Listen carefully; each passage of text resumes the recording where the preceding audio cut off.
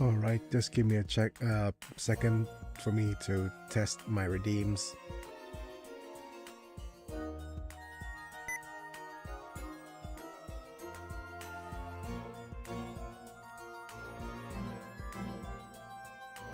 Okay, it's working on Twitch.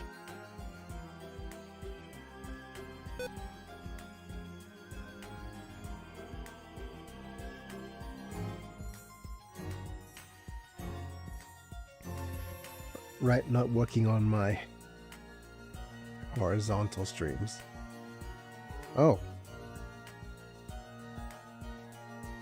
Oh, it's working on my... No, okay, never mind. Right, starting a poll. Thanks for stopping by. Oh, this is the wrong stream for it.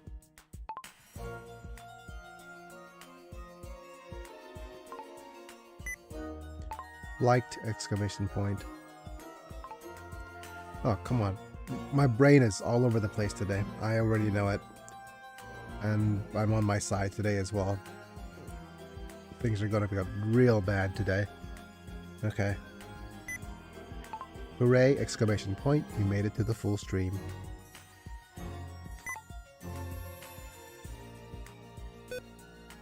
Yay, exclamation point.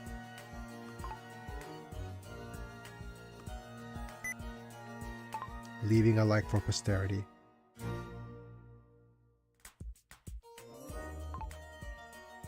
I said leaving a light, not leading a light. Leaving a like. Like?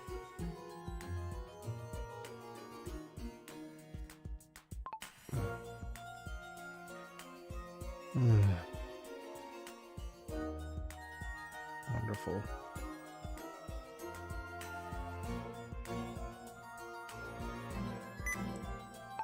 Unfortunately, the redeems don't seem to be working on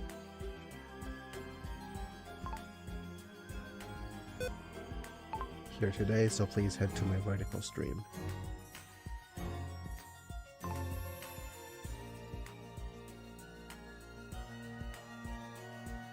Not only that the redeems aren't working, that unfortunately okay, the redeems don't seem to be working here today, so please head to my vertical stream. Unfortunately, the redeems don't seem to be working here today, so please head to my vertical stream. What is going on with my chat? What? What the deuce?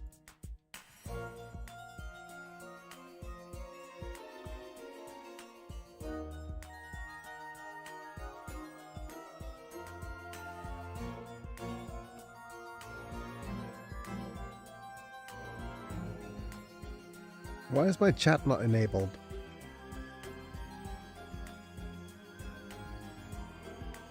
What the actual deuce?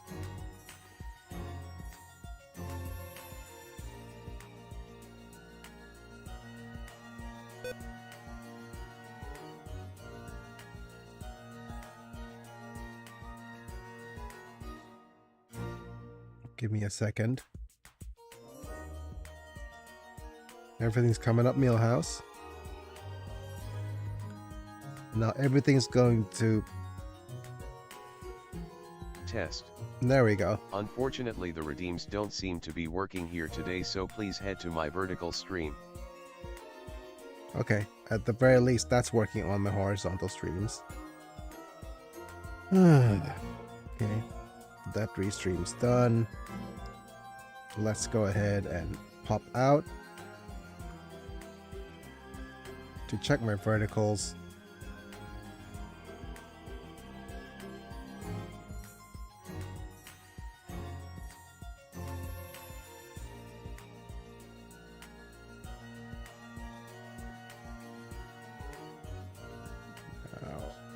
Let's edit the title and description. Hey Biggie, I got an extremely ironic pull at the pre-release. My dad was in the hospital on Father's Day and I pulled the Mind Stone.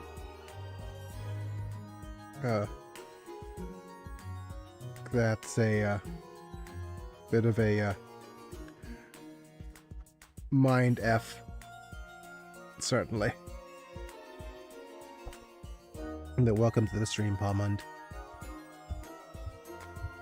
I need to test the redeems here on the verticals.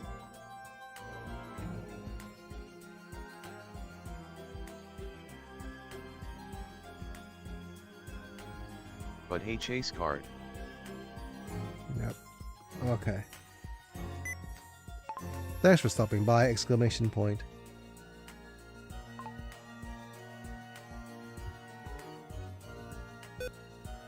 Mind leaving a like? Question mark.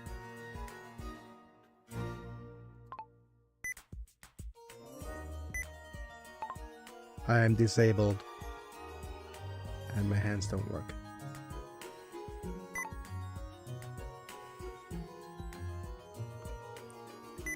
Go. Liked! Exclamation point. And staying to chat.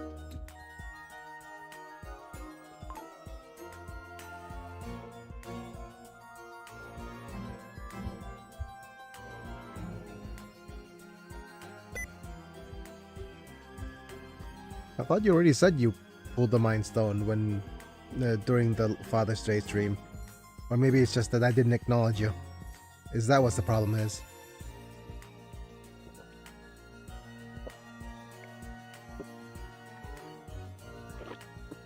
Ugh.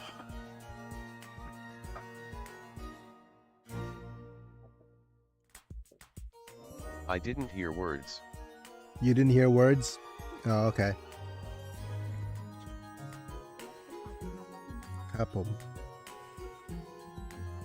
I mean, notice me, senpai.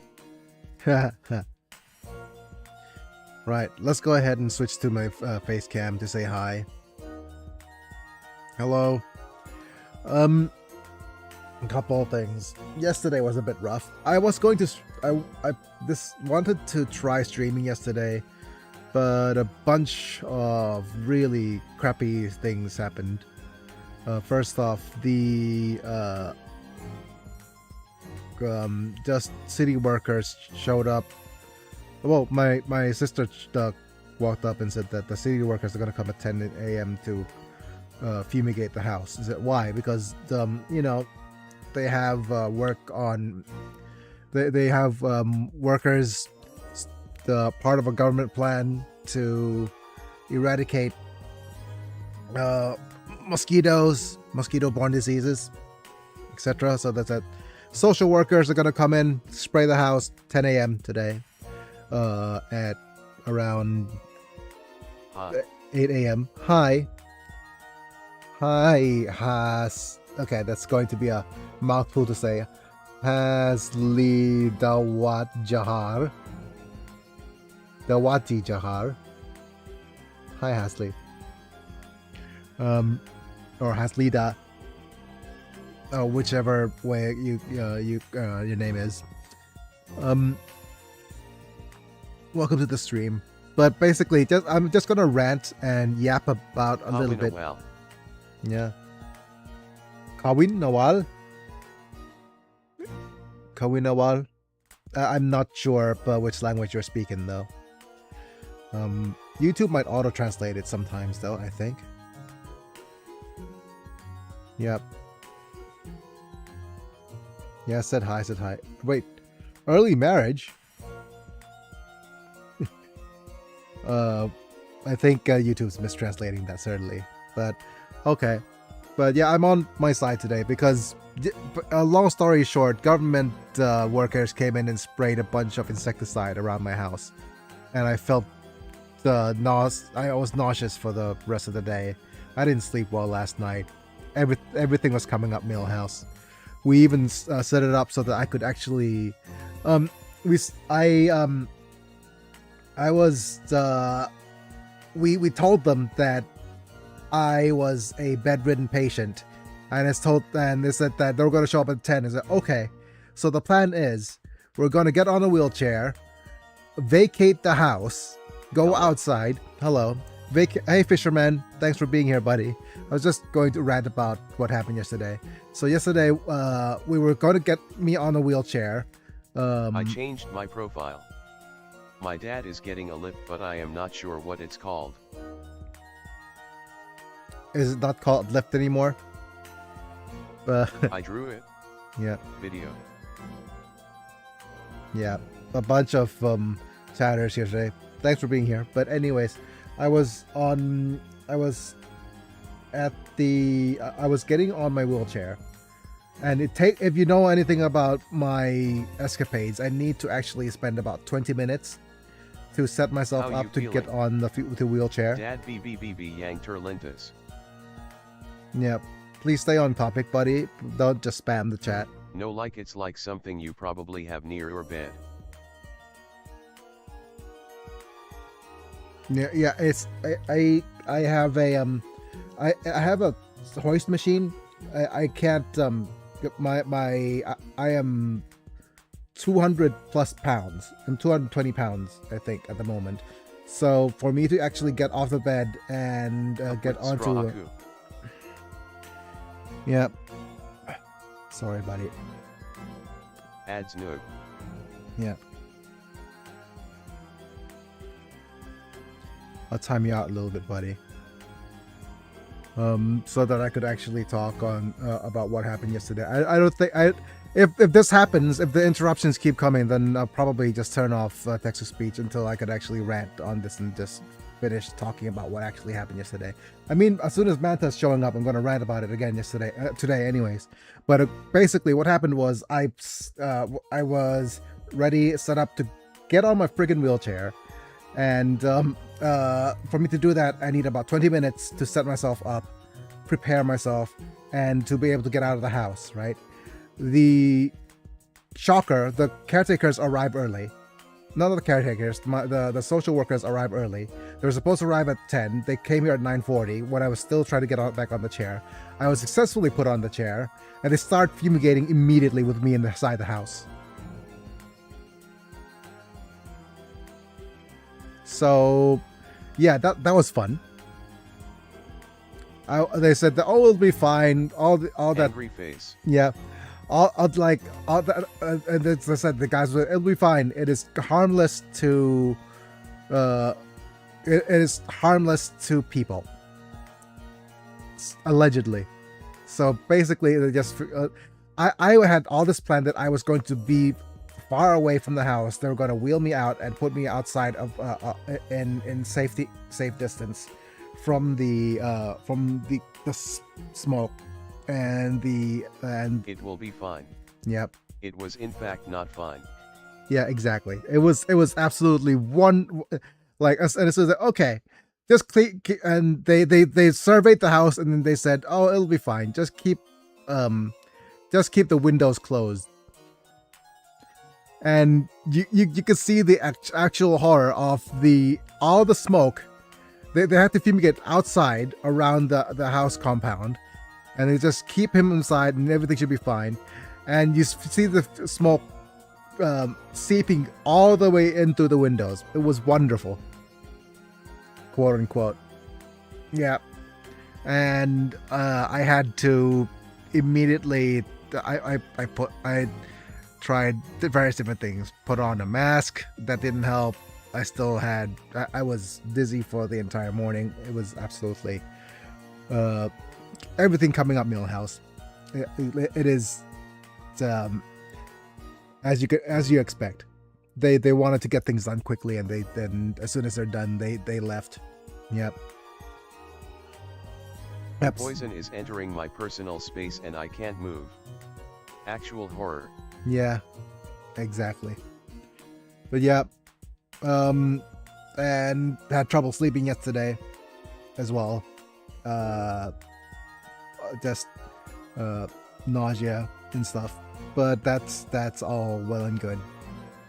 If you can't tell, if I remove my glasses a little bit, if you can't tell by the friggin' I'm a friggin' Kung Fu Panda today.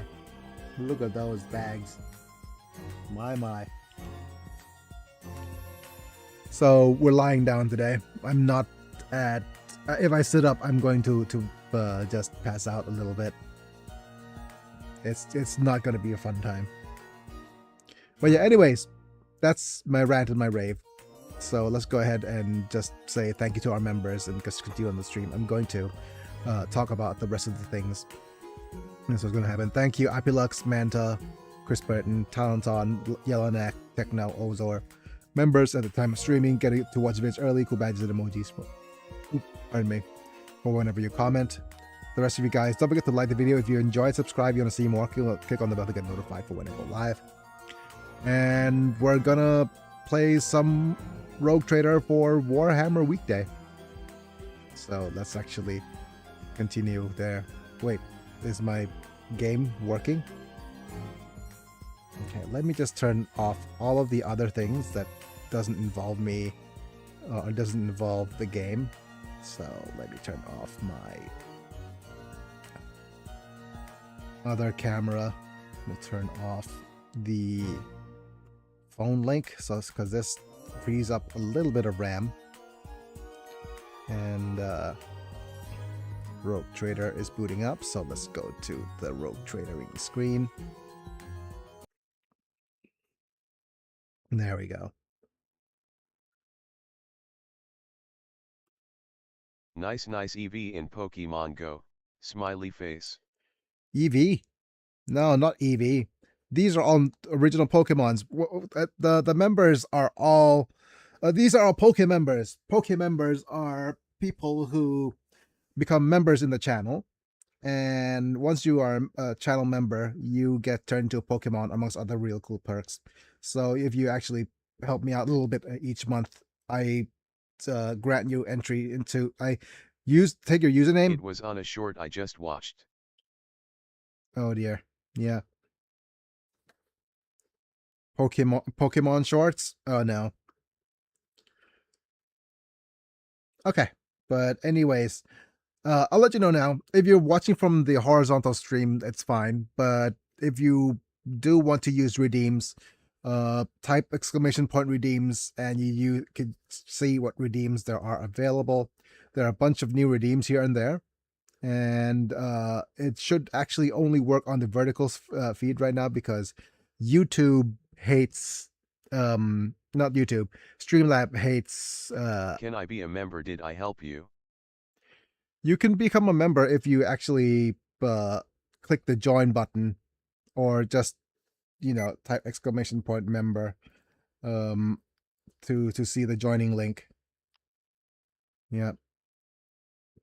And a link should pop up if you type in !member. Is that still working? Or clicking the join button? Is that a thing? Yeah, there we go. You could join the membership program for perks. And if you become a member, then join for perks. Yeah. And amongst all the perks, you get a little cool badge. And then you could get a little cool badge, as well as you could use some of my custom emojis. I'm not sure if you could see it on the tubes. No, not food emojis. Okay, great. YouTube, please YouTube, come on. Yep.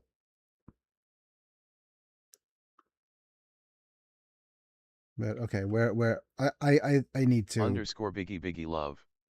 Yep. So let me just what is going on here? Okay, let me just turn off my YouTube chat. Oh, it's actually just slowing down my PC significantly. And let's just play here. Right.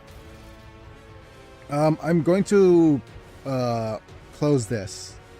And then where was it? I was playing a little bit forward to get to the DLC content. Right? So when we last left off, the last time we had a... Can I have mod? Just asking. No, not yet. I think I only Not give forcing. Yeah, I only give out mod at to people who have been here for a while. Most of the time. Like the only mod I have right now is Manta. Even Palmond, who's here for several for several months. Is still not mod, but that's mostly because he's not here very regularly. Yep.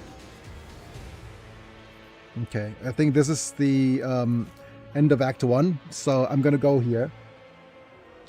Or maybe I'll wait until Manta shows up, if he's gonna show up, so that we could actually see the ending of the various different acts as well.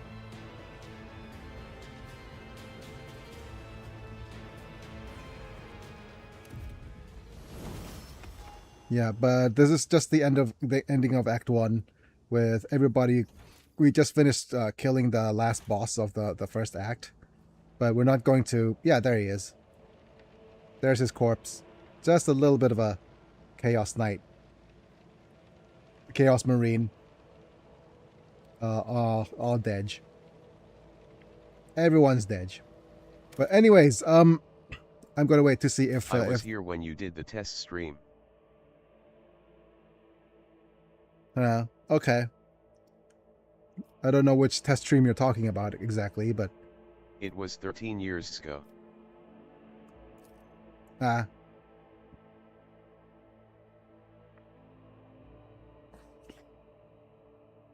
I guess.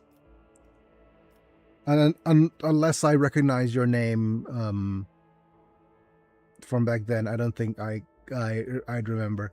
What game was I live streaming then? If that's the case.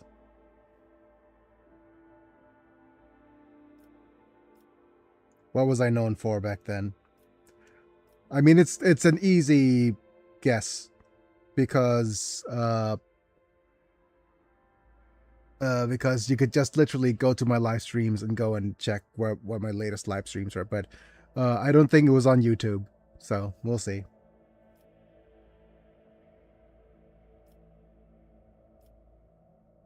But I'm not sure if it's Act 2. Don't remember? Yep. Okay. Yeah. Exactly. Then you're not an old. Then you're not a real.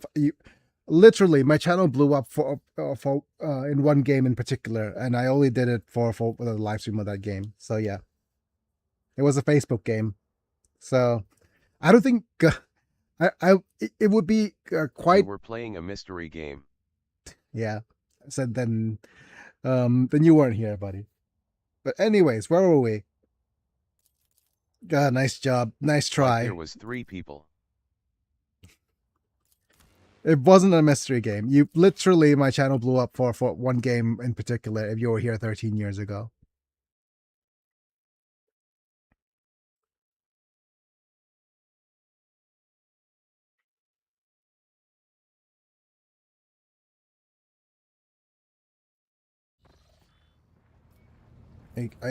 Wait, let's see now. I think this is the save where we start. Let me just double check our characters.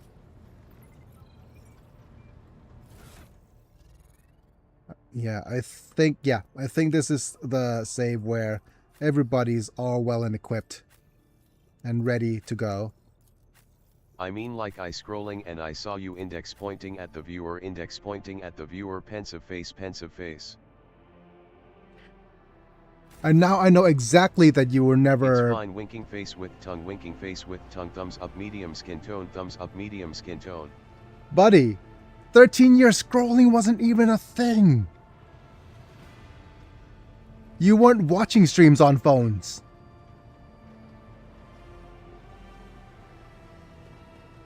My goodness. You've outed yourself, buddy. You've outed yourself by how young you are. People don't watch streams on phones. Smirking face. I never said phone.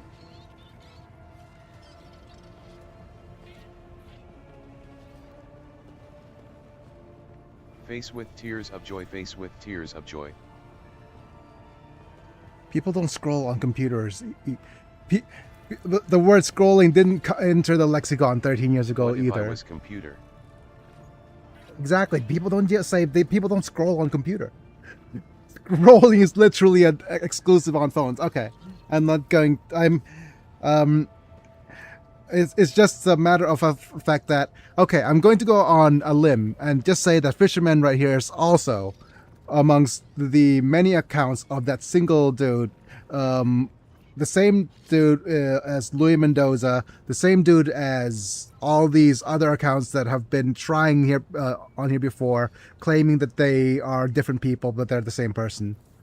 Because you're getting the parasocial relationship loop of getting the acknowledgement and knowing and of knowing that somebody's actually talking to you on the internet, and you're just a sad little boy. Yep. You're just a sad little guy trying your best to get clout on the internet and get yourself known and interacted with literally an unk who has nothing left to do or better to do than just to stream on the internet because he knows he can't do anything else with his life. What did I do? No, I'm just calling you out, buddy. I was just asking.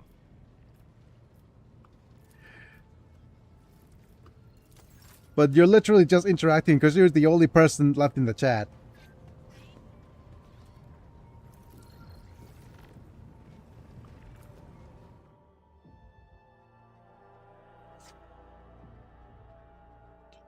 I do believe that this, however, is in the Furibunda system, that we have a battle with the... There's 6 people.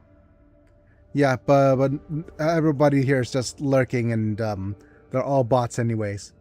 Unless, yeah, they're mostly just either bots or just people scrolling through and pitying guys. Yeah, if there are 6 people, then if they weren't actually lurking, they could actually come up and show up and chat once in a while.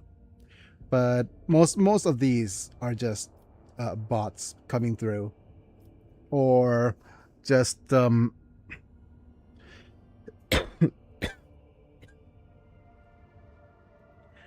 as soon as I mention bots, the viewership would just slowly disappear, because that's how things go in these days anyways. There's a combination of bots and lurkers. At least you're a real person. No. Okay, but anyways, Lord Captain. Rivar's voiceovers from the Vox sounds very rather than annoyed. I'm getting reports of several ships moving towards us. Judging by the fact that they're not responding to our hails and the telemetry shows a trail of macro batteries, they're not here to chinwag. Ready to issue the orders to prepare for battle on your command.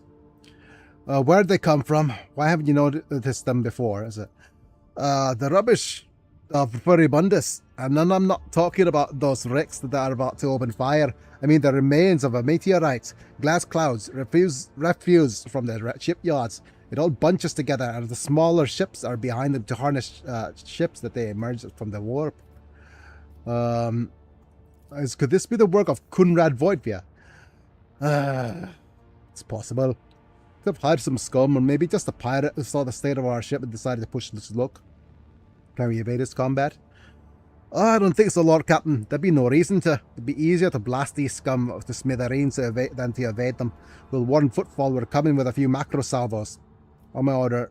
All stations get ready for void combat, but this is the void combat tutorial. We're going to... And see, as soon as I mention bots, the viewership sinks down to 2, because that's the reality of things.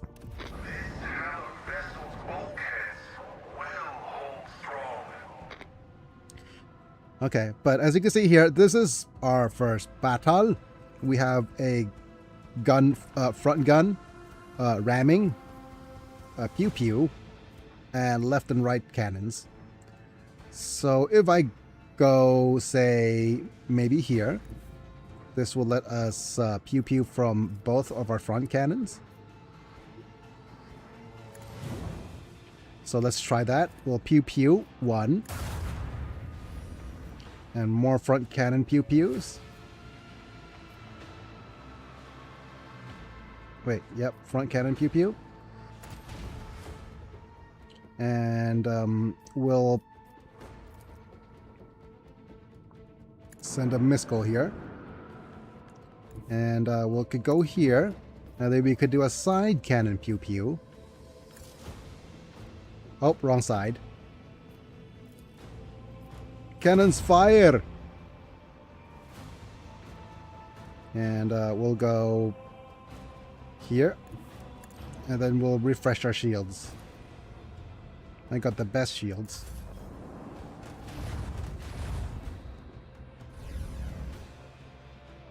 And we should be able to use this, gain control of the nearest torpedo salvo. Oh, damn it. Not quite. And we're gonna go and do a rotate so that we can pew pew you.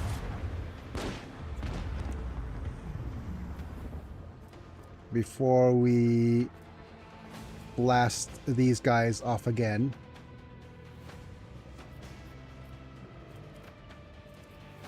Okay, I'm not sure which... if this is going to be enough. Okay, yes. And yes. Okay, we're going to go here. And we're going to go pew pew.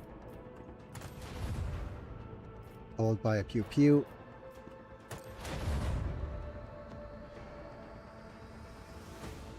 And we'll run this way. Okay, the missiles will circle around. And I think these guys are going to try to run. Yep.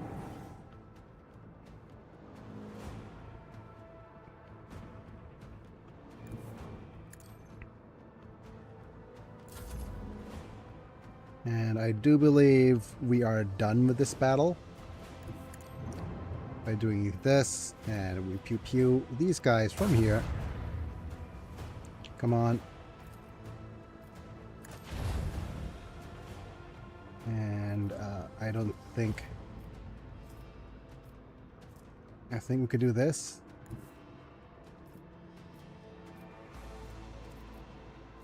Yep.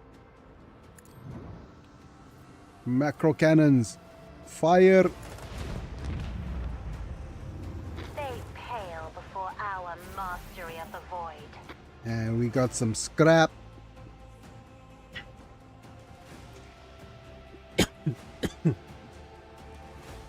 Okay. Your Lordship, we have contacted Alter Templum Calyxus External 17. In accordance to your orders, the astropathic choir sent a message to the station about the plight of the implantation throne. Alter Templum responded to our overture very promptly, which in itself is extremely remarkable for cloistered servants to the Omnissiah. Oh, but yeah, here we go. This is new DLC things. So that's all well and good. It's pretty cool. Right. Okay. Where else are we? Okay. The Twitch seems to be working. I need to test out my new redeems as well. Now this is going to... I'm not sure if this is going to be too loud or not. If it's too loud, I'll need to test it out as well.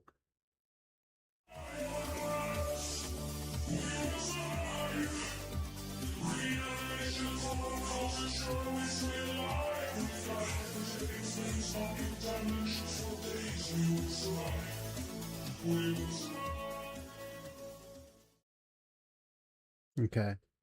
That was very poor timing for the video. I mean, in comparison to my other redeem.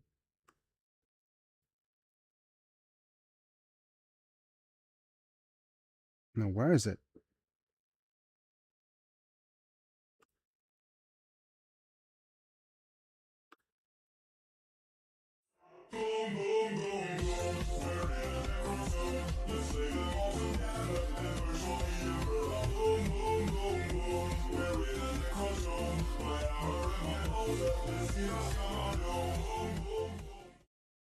Okay, yeah.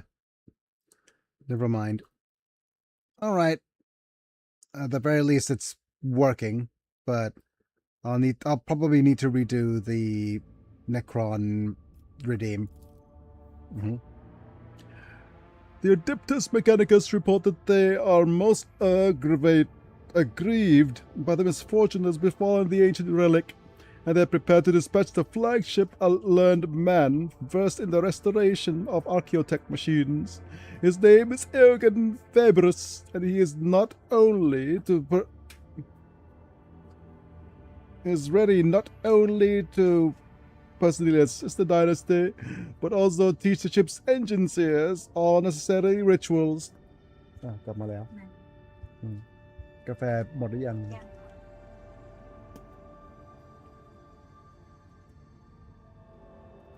In return, the Crimson Priests ask only that you visit the station and inform them of the fate of the miraculous fusion reactor from Rykard Minoris. So why don't they come to me?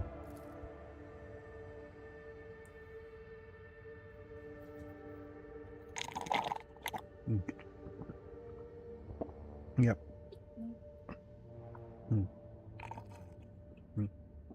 นี่ขยับขาพี่นิดนึง Alta Templum Calixus EXT-17 is a very unusual place. A tech priest monastery, access to which is denied to all who do not belong to the ordained ranks of Mars. Some say its cells are the most secure haven for the sanctity of the Omnissiah, while the others say that the most heavily guarded prison of the Adeptus Mechanicus in the Expanse is hidden inside. It is surprising enough that they have communicated with laity at all. Expecting them to leave the walls of their cloister will be unthinkable. Okay, very well. I'll adjust my plans to include a visit from the tech priest of the Altar Templum. Right? Okay, visit to Altar Templum. Calixus XT-17. I'll relay that and you agree to visit on the station. So after that, we've said to them with a click, and I do believe that we could repair our hulls for a little bit of scrap. A little bit of scrap coop more. We have only 20 scrap left, and we have developments. We're not gonna develop anything in particular. We have an unclean Aegis as well. This is what happens if you pick a heretical choice. The flagship suffers 30% less warp damage dealt by internal fires. It's reduced from 2 to 7, but the freight trains become a cesspool of disease, which has drawn the attention of the forces of rot and decay. Oh no. We are basically a Nurgle ship right now. Protect the ship from fire and warp energies so that the infected may continue exchange putrid gifts in the bowels. Yeah. Oh no. Our ship is a hive of Nurgle. We're at Asmongold's house. Oh no, that was literally a low-hanging fruit. Okay, begin the scan. Scanning for this Ash world. Added the worlds of the Expanse. Okay, so Ash world. Active quests, nothing. We have one in Rykard Minoris and Rykard Philia. They're all just dead places. We could visit Druce's Blessing for a little bit. Basically, this is the place where you could say, "Up, Lord Captain, we have the flagship Druce's Blessing. We have a small escort dead ahead. They're requesting direct Vox channel, patching you through." Okay. Greetings, Lord Captain. I am honored to speak with the rogue trader of House von Valancius. May your name be known through the ages. Chartist Captain Asterius Thorfast, bearer of the free charter of the merchant fleet. How can I be of service? So what is your squadron doing here? Okay. We develop supply for the Chartists. You see, my ship is a representative of the merchant fleet in the part of the Imperium territory. Yet we do not have a fixed, charter-defined trade route. Our mission is to establish business contacts with voidfarers in need of regular ship repairs to those who are interested in specialized goods. Okay, from where does your source your components you sell? Are you asking me to disclose our suppliers to you? Well, frankly, we've come from both everywhere and nowhere. We get our wares either from lucky voidsmen who stumble upon our abandoned or dilapidated ships somewhere in the neighboring system, or from some unlucky ones whose sorry tub arrives in footfall in such a state that it's easier to take her apart than to restore her. Well, what about the merchant piece operations in the Expanse? For most part, all the Expanse has fleets of different organizations and small flotillas of merchant ships. Uninterrupted communication between worlds is a matter of life and death for the many outposts of humanity. So even in the dark corners of the Imperium, there are chartists and ships assigned to the various adeptus. So alas, the Expanse has next to no stable trade route, so the job can be precarious at times. Then again, no one is more intimately familiar with the hardships of the local commerce than the rogue trader. Okay, so what are your wares? Currently we have 22 profit factor, and we could actually get more reputations if we decided to trade. Okay, let's hide the untradables. And let's go ahead and sort by cost. Yeah. Okay, we could actually trade Void Pirate trophies immediately, but that's a 120 capacity. We might want to wait until we get more Void Pirate trophies. And I mean, we could get like all these ship components, because those rarely are of value to us. But if we go here, 900,000, 1, 2, 3, 4, 5. This will unlock the next reputation. But there's no real need for us to do that at the moment, because the only thing that we're going to get in the next year is some military ceramite void ship plating. And we're going to try to upgrade our rank with the with a couple of people on footfall first anyways. So anyways, we have these 4 to buy immediately: Void Patterns torpedo tubes, Mazoa lance cannons, and Mars pattern bow battery. Let's buy all. Although I do believe it's not very useful at all, because I do believe that our ship has these. Yep. So if we go to V for void ship stuff. Yep. As you can see here, we have void plasma torpedo tubes. So we have a plasma torpedoes in front already, as well as a lance weapon. And unless we want to go, hey, let's go with 2 dual lance weapons and forget our torpedoes. Or we could go double, and instead of a lance weapon, we could have a mounted macro cannons for the prow battery. So this is a 45 to 55.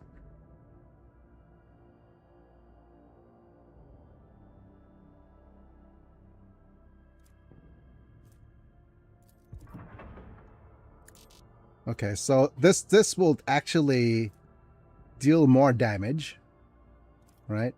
So currently the Auspex is the one that that's not the one.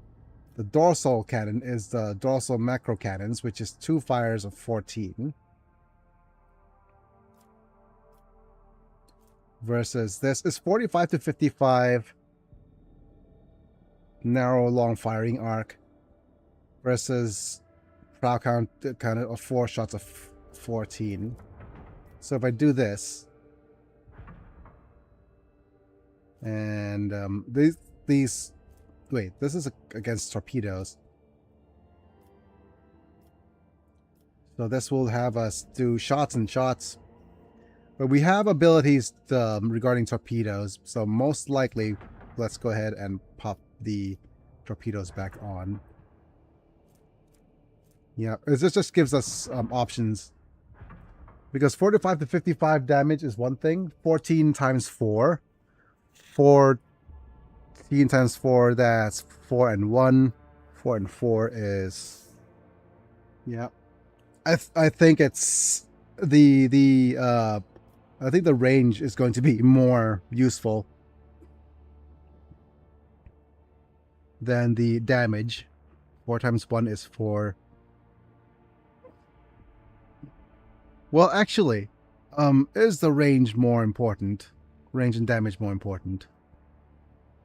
I think so.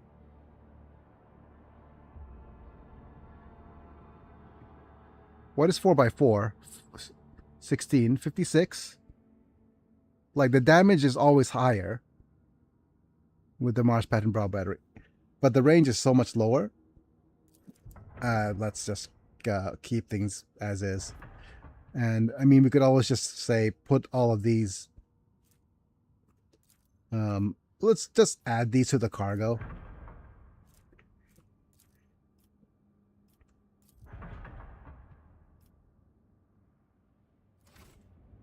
Right. And we could go to the altar Templium Calaxis. Okay.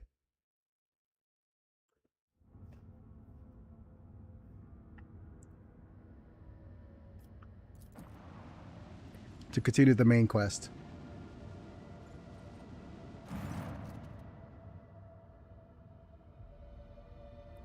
Okay.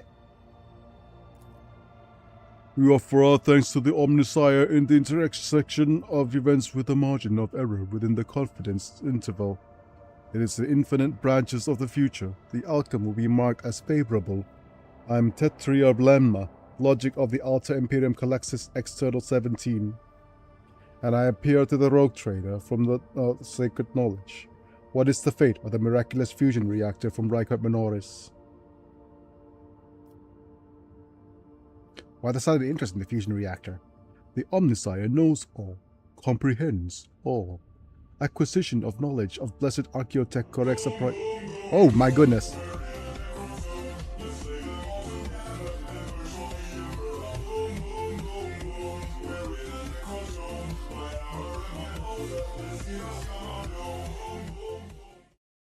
Gavin Jace, GJ's. Hi, Gavin. Hi, Gavin. Thanks for being here in the stream. Took me by surprise there, buddy. Welcome. We are finally into the DLC content.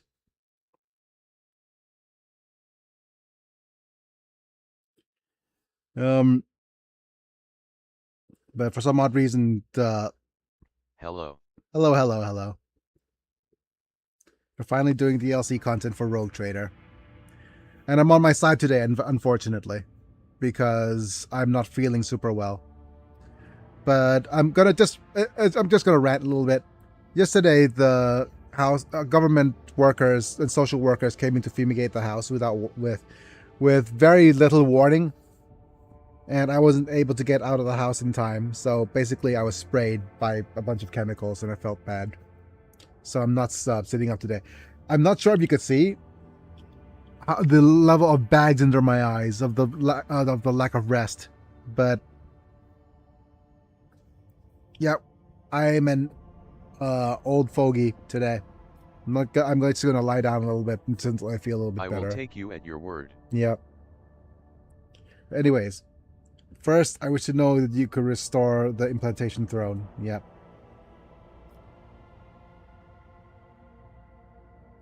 Okay, the reactor remains on Rykard Minoris. Negative derivation for the optimal outcome has been registered. The cumulative completeness of knowledge has been reduced. The Omnisire mourns this loss. It is difficult to catch intonation of the Tetria Lemna's solemn voice, but the Baronaric exclamation that follows seems genuinely sorrowful. So basically, when we last left off, we were in Rykard Minoris, and everything got swallowed up into a black hole. The sun got disappeared by the Drukhari stuff. Drukhari weaponry. And we had to just leave it all behind. In gratitude for the extension of our knowledge of archaeotech, the tech clergy of Alta Templium Calaxis External 17 is prepared to perform Grade 3 binary rites of the machine spirits to your vessel. Our generators extremis, Aogan Ferbus, a manipulus who was received the benediction of the motive force, will be sent to embark on your ship immediately. Omnisire's blessings. Your lordship, it may be so bold to point out that the leader of the man possesses the rare combination of this is almost certainly proficient in the creation of blessed omens. This is a true boon to the flagship and for you personally. And that, all the more peculiar then. The Adeptus Mechanicus will so readily hand over one of its most invaluable brethren to us. It is unlikely that such generosity is motivated solely by the magnanimity. Registering the launch of the cargo shuttle on the course of our ship. And we are introduced. We are now introduced to Aogun. Hello, Aogun.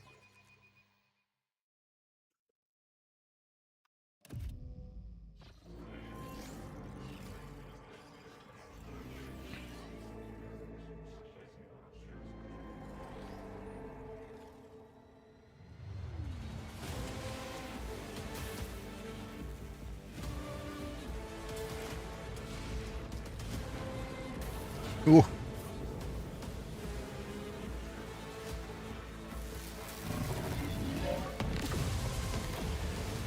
Oh dear.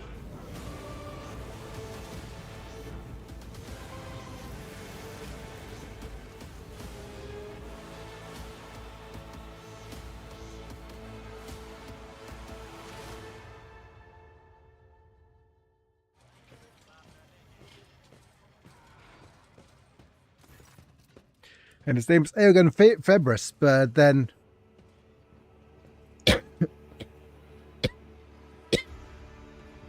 there's a dude who's been calling him I've been misreading his name as Ferbus all this time. It's like Phineas and Ferb. So it's like Pascal and Ferb. But raising his hand, the tech priest snaps his hand closed and the sparks of the motive force vanish, as if he has caught them in his fists. A corpulent man with a metal abdomen and bulky carapace. He hovers above the deck as if a large crimson beetle. A mature force sits behind his angular black cap. For a Savantic, this Adeptus Mechanicus, his visage retains a surprising proportion of organic material, and is set in the dense beard of cables and pistons. A wise man once said that a machine spirit cannot be looked upon, and he was right. For the Omnissiah in his infinite wisdom has concealed his creation even from the gaze of his most devoted servants. But can the believer come to know the nature of a machine only through an eye of organics or steel? No. For the vapor that brings forth the scent of sacred unguents is the spirit's breath. The rumbling of joints and rods is the beating of its Did you ever heart, play Planescape and the motive Torment? force is the current of its blood. No, I've never heard of Planescape Torment.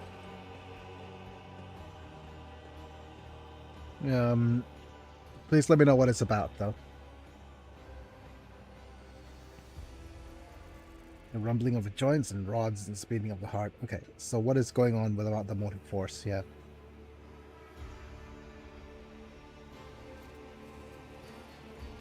Oh.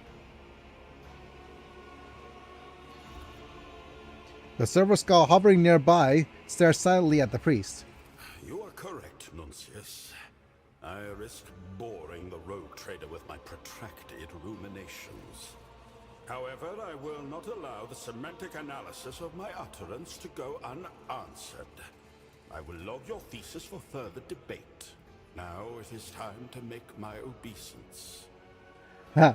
Because he's a beast. Nah, I guess it, yeah. Rogue trader, your halls are filled with sacred metal, and the ship's tech priests must be commended in observing the sacraments of augmentation. Hidden Gem, That amazing blessed game. union of flesh. D&D Universe.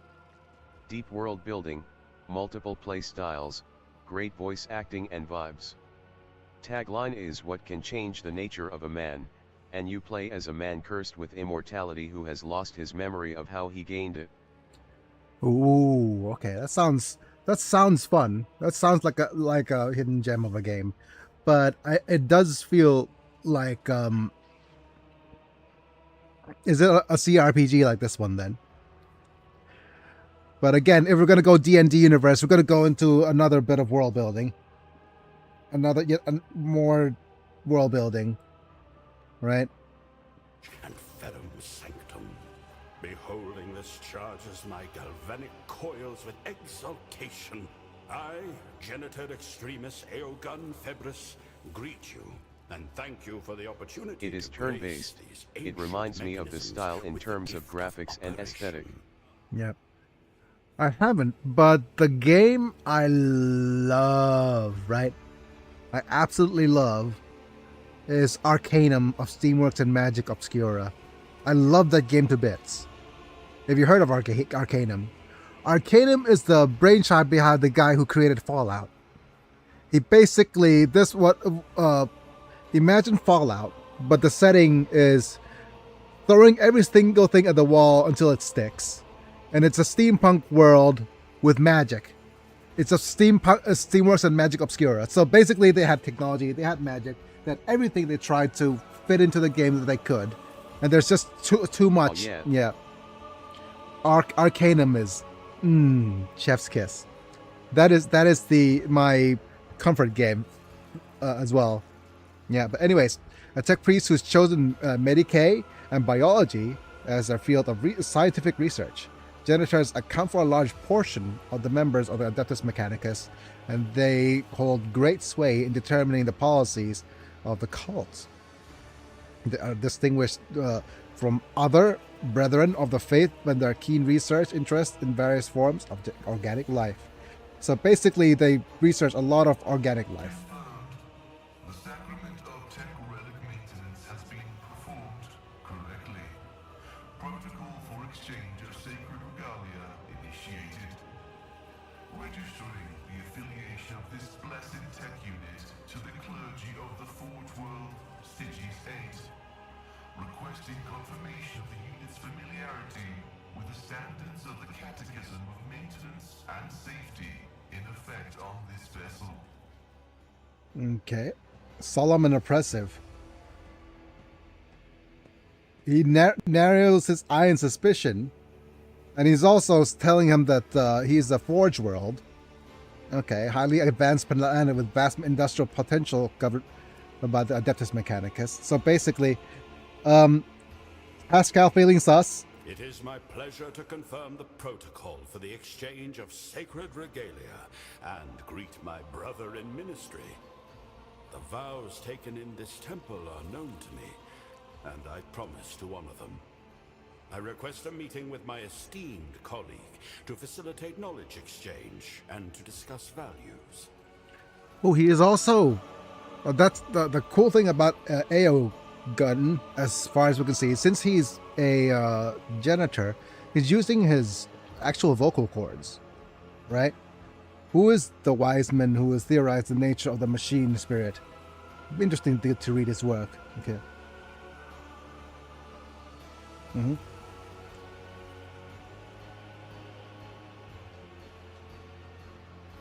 Okay, so who is this wise man who theorized the nature of the machine spirit? Really interesting to read his work. Junior Lex Mechanic Karain, operator of Auxiliary Terminal 289-0 of the lower workshops of Alter Templum Calixus X-17. A pragmatist and a bureaucrat who saw the world solely through the prism of statistics, endless parades of outflows and inflows. He had little interest in anything other than keeping track of valves and vents, but now and then he would drop pearls of wisdom such as these without even noticing it himself. I felt it was my duty to pick them up. Compelling display of your abilities. Can you produce energy? Energy cannot be created or destroyed. An excellent observation. My technical designation is Manipulus. And here is the galvanic cell, the repository of the motive force. No, that will take too long. Better to give a demonstration. Observe. Questions?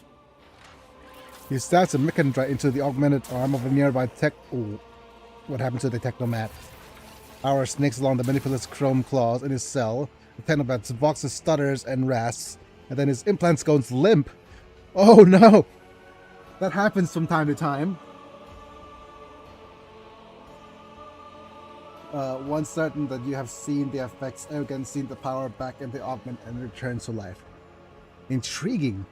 So, your galvanic cells not only stores energy, but also redistributes it to whatever you direct it. And you power it, seemingly by drawing energy from other sources. Okay. Thank you, Pascal. Yep. Correct. Entirely correct. How rarely do I meet such astute interlocutors among the laity. I respectfully initiate a request for an audience. I must discover what other gems of knowledge are hiding within your rich mind. But a Manipulus is a guy who carries their body on a galvanic cell, a reservoir of the motive force. The Manipulus mechanites control the sacred energy, taking it from some machines and giving it to others. So basically, we... Oh, I would... Okay, being a... considering my condition, I think being a Manipulus isn't so bad. I'm built for it, after all. So what does Genesis Extremis mean? It is my creed, the incontrovertible fact that has defined my existence for as long as I can recall. And I recall a great deal. Ooh. I have devoted myself to the mysteries of flesh and metal, to the processes by which one joins with the other, by which they live in union, and how they die. I am intimately familiar with machines, such as the one that I restored to life. I will school the members of the priesthood on board in its litanies of maintenance and operation, and reveal the secrets of the command rooms so they may operate it themselves. The sacrament of Ferrum Sanctum will be made available to you and your retinue. That, too, is an incontrovertible fact. But you speak to your servo skull. Nuncius is my dearest colleague. His eagerness, inquisitive mind, and ability to view a problem from a variety of angles are invaluable to our research. He is also rather loquacious himself. Loquacious? What do you mean loquacious? He does not speak. This does not make a sound, directing his visor somewhere past you. Registering a violation. The tech unit Nuncius is ignoring the request for engagement, recommending that the unit's labor be allocated to repair tasks. Oh my goodness, Pascal. Tisk. Declined with gratitude and due reverence. The tech unit Nuncius is designated as a personal instrument of the quest for the divine, which confers the privilege of privacy. That includes privacy from intrusion by entities of equal standing. Equal standing? Status confirmed. Rejection of request acknowledged as valid. Oh. Oh my goodness, he's like... I'm treating the servo skull as equal. Yeah. He's quite the gabbler, all right. Maybe the cog-bellied master hears voices in his head too. I'm sure my friends from beyond their door would love to get together with them sometime. Oh dear. A servo skull? As your colleague? Right. Well then, I'll take a data slate for my adjutant. My goodness, my goodness. I see no colors coming from Nuncius. Is treating servo skulls like living beings some kind of sacred practice among the tech priests? Oh my. Oh me, oh my. But surely it does not answer you. How truly peculiar. Airgun, you didn't actually dare to create abominable intelligence, did you? Do you think I would dare walk about with an anathema? A profane parody of the human mind? The greatest heresy against the Omnissiah? What an absurd idea. I honor the Crimson Accord of Mars and swear before the all-knowing, all-seeing machine god that Nuncius is no spawn of tech heresy. If I lie, then let me be struck down by the electromagnetic pulse of his wrath, and let the motive force desert my limbs forever and ever. Is Nuncius AI? Nuncius is an incredibly sophisticated creation of sacred algorithms interlaced with my own. It is difficult for a layperson to grasp their inner workings, yet not a single one violates the commandments of the Omnissiah. Nuncius, I welcome you on board of my vessel. If the servo skull has heard you, it makes no sign of it. Yeah. Amazing sincerity, Nuncius. It is gratifying to see that you have not lost your sense of tact over the years. Okay. Yes, indeed. Abelard, could you learn a thing or two from this servo skull? You could learn a thing or two from this servo skull. Shall bear in mind Master Nuncius's eloquence. Yeah. Okay. Yep. Thank you for your help, Aogun. Where would you go next? Your thanks are accepted, but my service is not yet at an end. The clergy of the Alter Templum Calixtus X17 Cloister. Oh yeah, I think I forgot. Since the dude got my joke, might as well just do this. In gratitude for the tidings of the sacred Archaeotech, request that you be attended by Magos Aogun Febris and the unit Nuncius. I seek your leave to employ our skills and knowledge for the benefit of the Von Valancius dynasty, including but not limited to tending to the machine spirits of the Sector Bionica and conducting experiments in the name of knowledge. No, dear. Yep. In other words, allow Nuncius and I to remain on the ship and accompany you. We are well versed in augmetics, genetics, alchemy, the anatomy of humans, and abominable xenos alike, and the mysteries of the motive force and of sacred engineering. These fields of knowledge may also be employed to eliminate units whose views are not conducive to productive debate. Oh my goodness, is he going?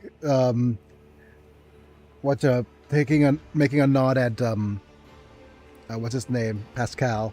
Why would you wish to do It this? is my sacred duty to stand vigil to ensure the faithful operation of the technology I restored. Beyond that, Oi. Alter Templum Calixtus X17 is an enclosed community. Many wisdoms can be found within its walls, but I seem to have exhausted their supply. Theory lays the foundation for exploration, but only practice can open the gates of knowledge.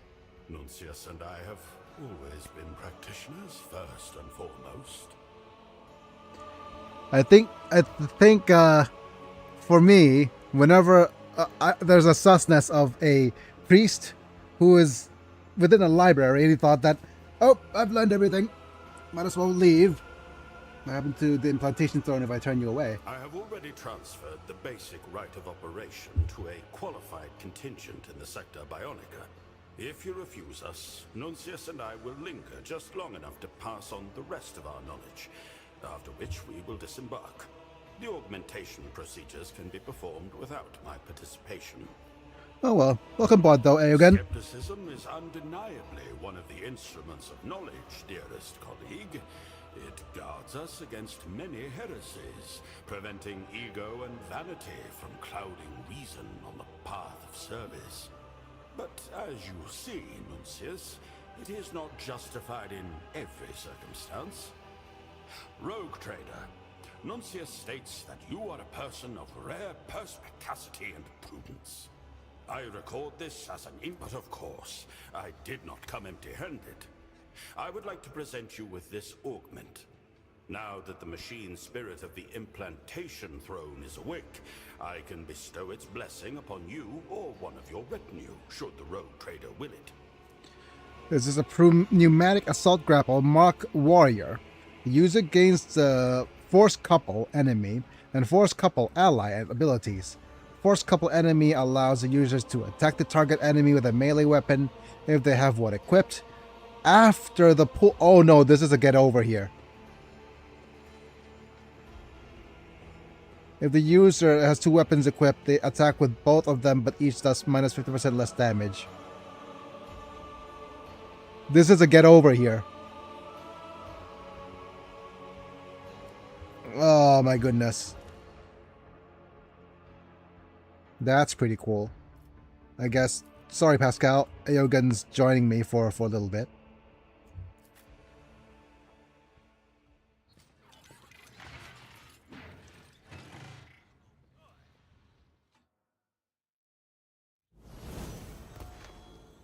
Yep, he's fixed this item. And out of all these, I do believe that it's recommended he just goes Overseer into Servo Skull. That's nice. So he has more... give Pascal another skull as a companion.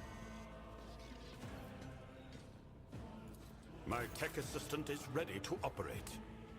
Blessed augmetics can replace and enhance vision, motor function, and endurance. Alas, they cannot cure incompetence. Oh, my goodness. What is your skull's name? Tria Prima? I hardly know her. Vesper? I hardly know her as well. Okay. Vesper and Aogun. Oh, he has plasma guns. Let's go ahead and look at his stats real quick.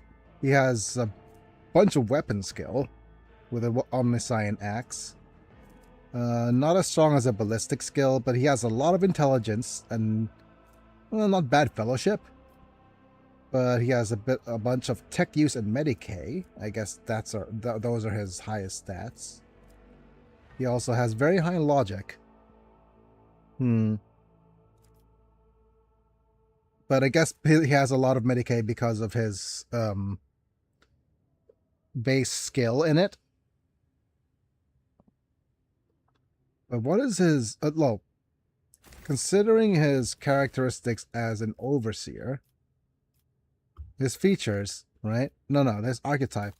He has an Officer, so it's basically another... extra turns granted to some other things. Oh my goodness, he's half heretical and half iconoclast. Okay. Right, so slightly heretical. Ever so slightly. So he's probably a good companion for a heretical run. I guess. Alright, we'll see. We shall see how things go with him. Right, let's actually go ahead and I think there's more things over here. There's more loot.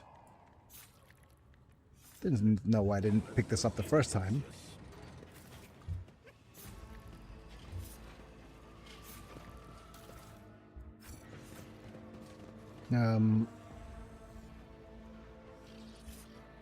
Anything new, Vivisector?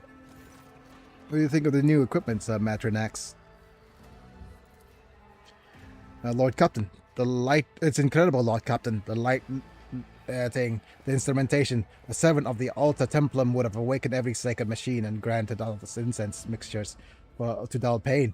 Fewer deaths from shock, and all procedures will be completed in less time. Our work will advance a new, unprecedented level. It's this thing that happened to the Sector Bionica many decades yet. Alright, end the dialogue. Let's go ahead and double check on what Janitor Ferenz would think. Pay attention. I'm the rogue thread. What do you think of the new equipment, Ferenz? Registering an unprecedented increase in the functional efficiency of the machine spirits. Rivers of sacred unguents wash over the iron flesh, and the mechanism sings praise of the Omniscient. Blessed be the decision that led to this miracle of rebirth. Thank you, Ferenz.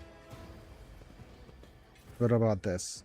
More items to track it into the trade cargo. Okay, and I do believe there's more things we could do on the chair. Let's get to the chair. There will be no peace in my wake. Okay. Through your efforts and those of the servants, the Adeptus Mechanicus, this device has been transformed into a masterpiece overflowing with the grace of the Omnissiah. Okay, let's quick save a little bit and then use it.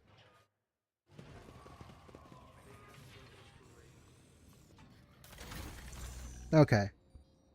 And here's the thing. There's a couple of really interesting augments that we could actually get.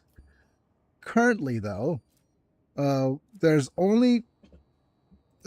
three things. This is the Ogren Grip, which has the user equip two-handed melee weapons in this hand, including staves and rock saws.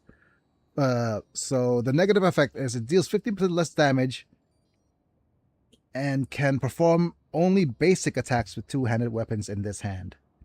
When the user suffers a trauma, the augment does not malfunction, but the user's maximum hit chance is reduced to 5%. So, Ogren Grip, the Mark 1 version, is not very good. I'm going to add this to the cargo because too much downside. Like, yeah, it's too much downside. Can I not add it to the cargo? No. Okay. The Assault Grapple. The use force couple is a get over here. The best character, I believe, for this is you. Wait a minute. Oh, wow. I didn't realize that she was so cut. Wow. Oh, she's even cut herself in the shape of Aquila on her back. My goodness. My goodness, my goodness. Wow, wow, wee wow.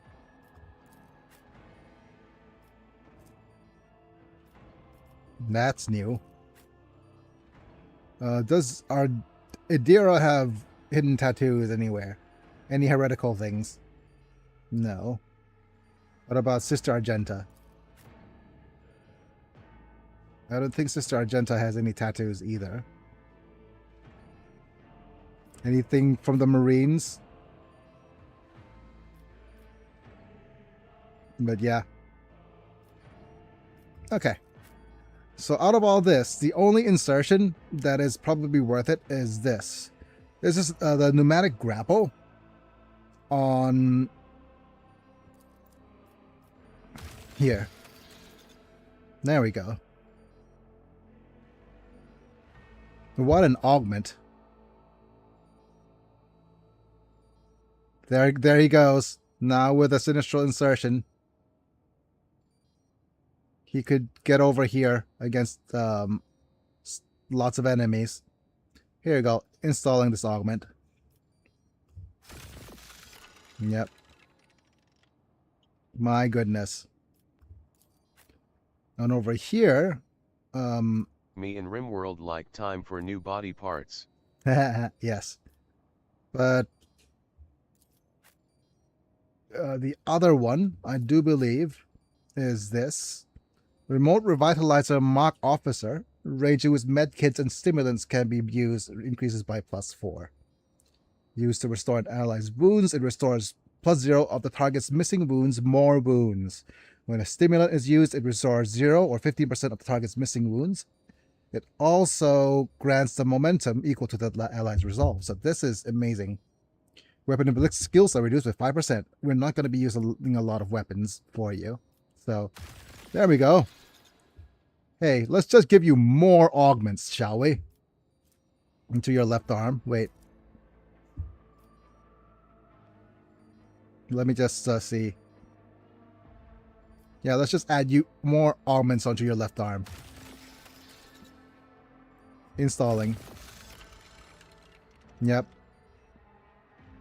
So now he's just going to be med-kitting everywhere, here and there.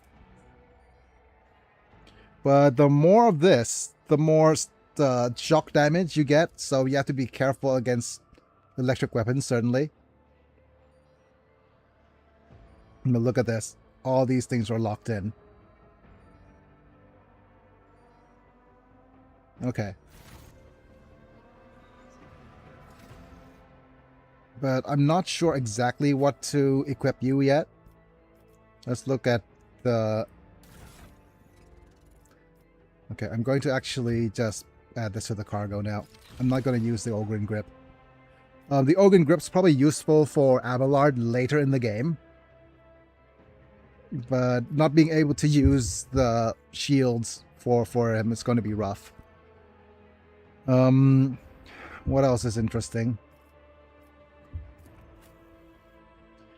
Oh yeah, we probably want to look at all of the items or weaponry. Okay, officer's chainsword. Yeah. Okay, let's look at. We have weapons that we could equip, right? But I think these are just his best weapons so far. We also have, we have no armor we could equip on him. We have a bunch of helmets. Oh, I know what we could do. Where's the demon tool?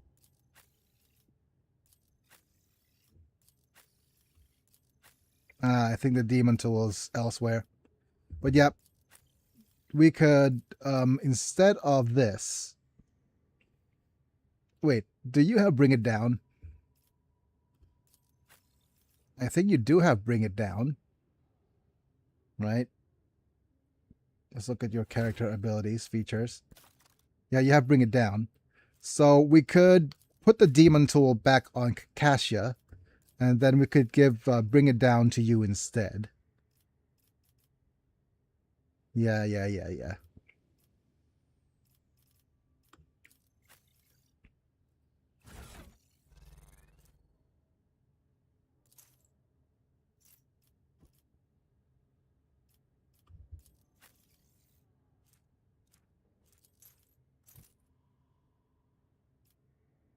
And this is one. No, this is not suppression. Meh. Zero sum lens. 8% chance to reduce incoming damage to 0. That's quite a fair bit. Immunity to horrors of the warp. Gloves of endurance. Oh, it's tech use. Tech use is good for you, I guess. But we can't give you capes, whereas deals damage. This is gains, I guess. Okay, I guess that's pretty much going to be it. We don't have any accessories we could equip you, but we definitely want to give you a bunch of Medicays and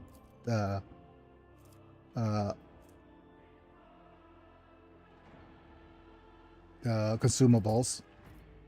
So consumable, Medicaid, medic, medkit.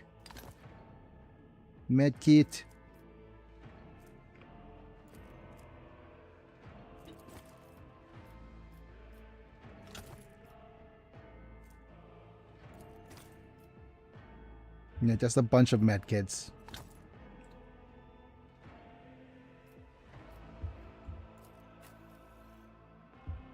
Might be worth giving you one of these as well, rather than just a bunch of medkits.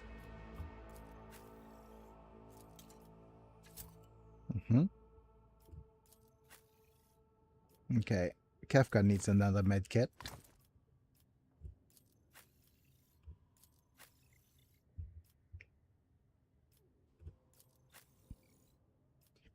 Oh yeah, I forgot to give make you use your juicing thing. Right, let's give Cassia a bit of her juice. You are in the presence of House Orcelio. A viscous solution would give her extra deflection for agility, which is fine because she doesn't use agility to dodge. Right? Unfortunately, we don't have anything else other than granadas for her because she doesn't have Medicaid. All right. Yeah, unfortunately, yeah, reduced ballistic skills, but that's to be expected. Right. Oh, my body is reacting. So let's go ahead and head back to maybe the main compartment. One step at a time amidst the madness. Let's head to the bridge.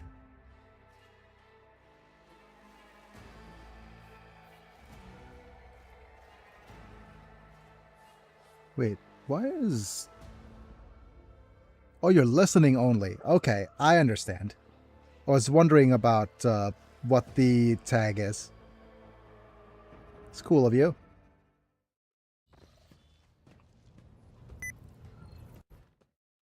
We're just there with your ears open.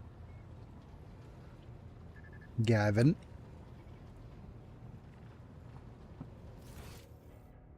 And we're going to have a chat with, what's his name as well. Okay, but let me just unequip our buddy away with a demon tool.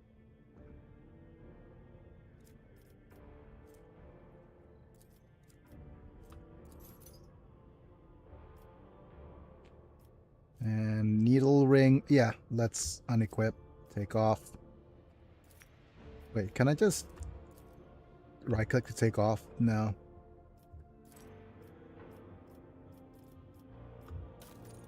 Yeah.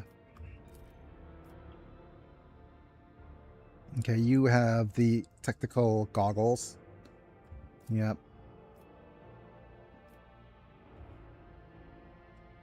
But yeah, with this, I think we'll equip you with the demon tool again. I'm just thinking about who do we want to use with our retinue. I do have you... Like, who are we bringing? We have me. My highest stats are Lord Xenos. And Medicaid. Yeah. It is... I really do want to use AO gun. Right? But... You know, I almost never disclose I'm disabled online, but I do on Twitch for some reason. Yeah. But no, it's no. The fact that on Twitch there's a label that's saying listening only. So it's kind of, well, it's kind of not that good that it discloses that, but it is also just, yeah. I'm just looking through if there's anything else I want to actually use for our character instead of my tech use in Medicaid. But yeah, there is an item that discloses that. So there is a badge, I mean, that discloses the fact that you're only listening. So, The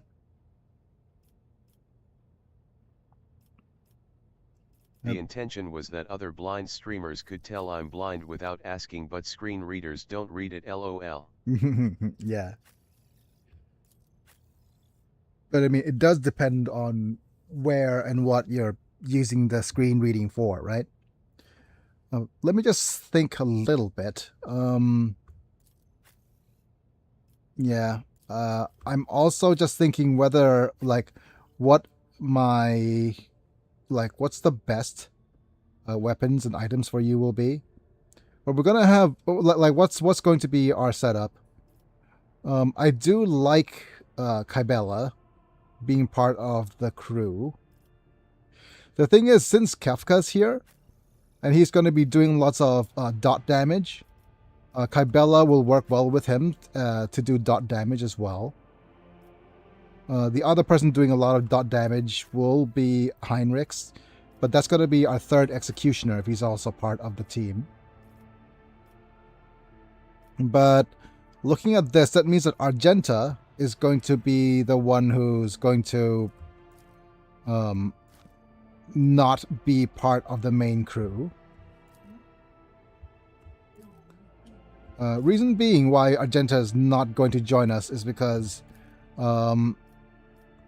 her main stats is awareness and demolition, which also is a crossover with Kybella. Kybella also has demolition and awareness.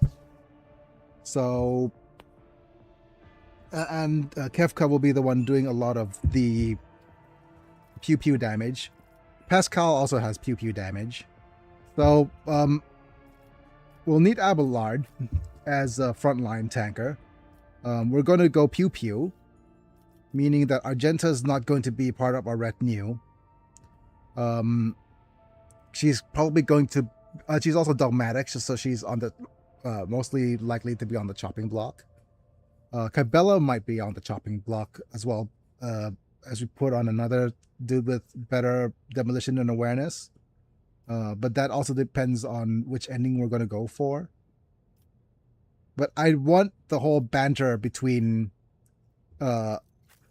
Aogun and Pascal. So Aogun and Pascal will join us. So that's 1, that's 2, 3, 4, and 5. Okay.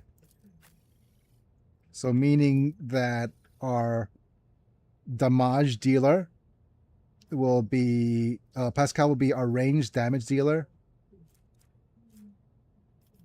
I'm just thinking if there's any item we want to give Pascal while we can. Actually, let's unequip Argenta from all of the items that are not necessarily like important for her. Warmonger boots. Warmonger boots is offs 2 or more enemies. Okay. So, sorry, Argenta. We're going to have 1, okay, 2, 3, 4, 5. Oh no, are we going to say no to Idira as well?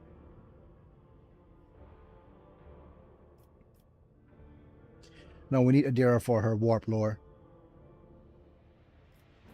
Or no, we need Idira for her warp lore. 1, 2, 3, 4. And then 5 will be her. I guess tech use will have to go to Aogun. Oh man. No Pascal? Yeah, no Pascal.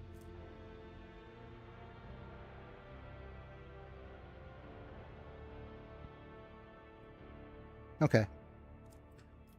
Right. I'm just thinking at what other items we'll need. Okay, that means that we could give you the electric ring and one of these. What is this?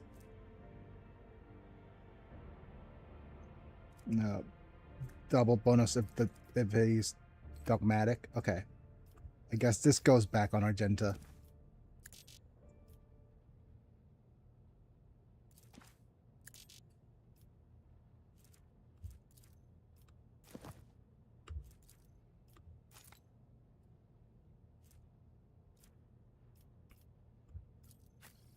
Okay, no robes, no boots.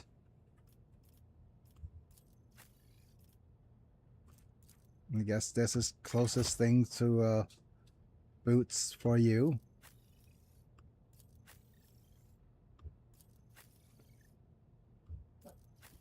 Yeah, and for me, I probably want this. And maybe equip this as well. Because you're our other ranged unit.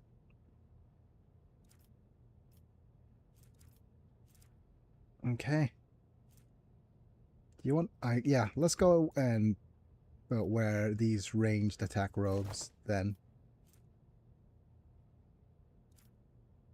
More foot gear.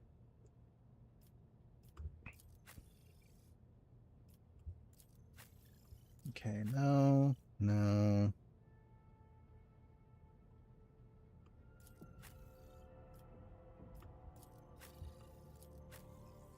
Okay, you're good with your gear.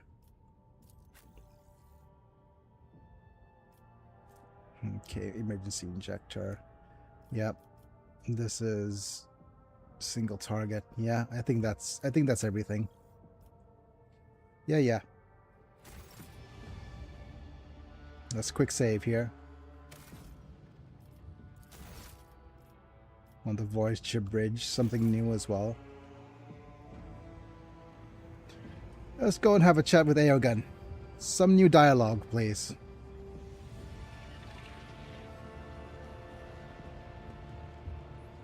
Megos biologus Eurystheus octo rebido declaimed. Every organism naturally born, flesh from flesh, knows fear. But the supreme terror of an organic organism is invariably evoked by the threat of annihilation. I have pondered this a great deal. Do death and terror define our existence from the very beginning? Like a kind of fate, a raised blade since our conception that governs our lives. Rogue Trader, do you fear death? Oh my goodness. The thing is, death, this is going to be from someone who is crossed that barrier back and forth already. Because I did stare at death's door, didn't I? When I had an accident. The thing is, death is probably the only experience that we don't get to experience. We only get to experience things like being near death or facing death. And it's probably one of the most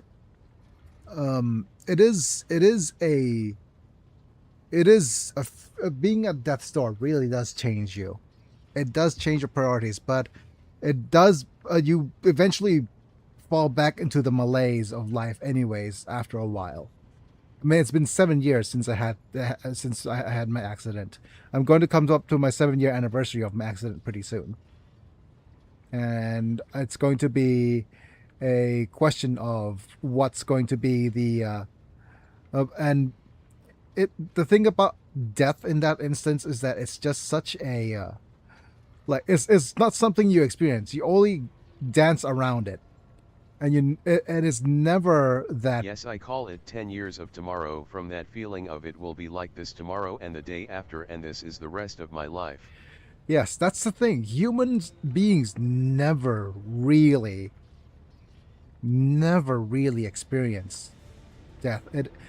How do I say this properly?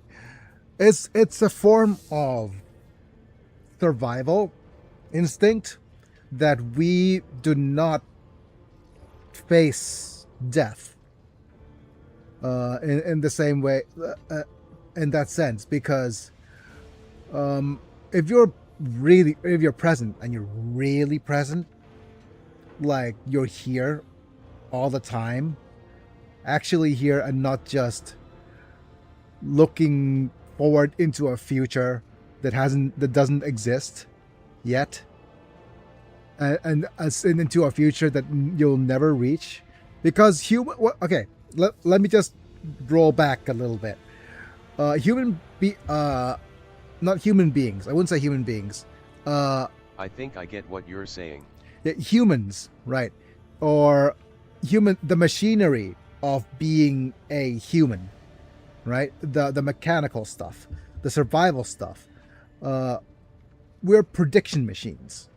The way our body and the hardware is wired to survive is to able to predict futures. And the way we predict futures is we create patterns.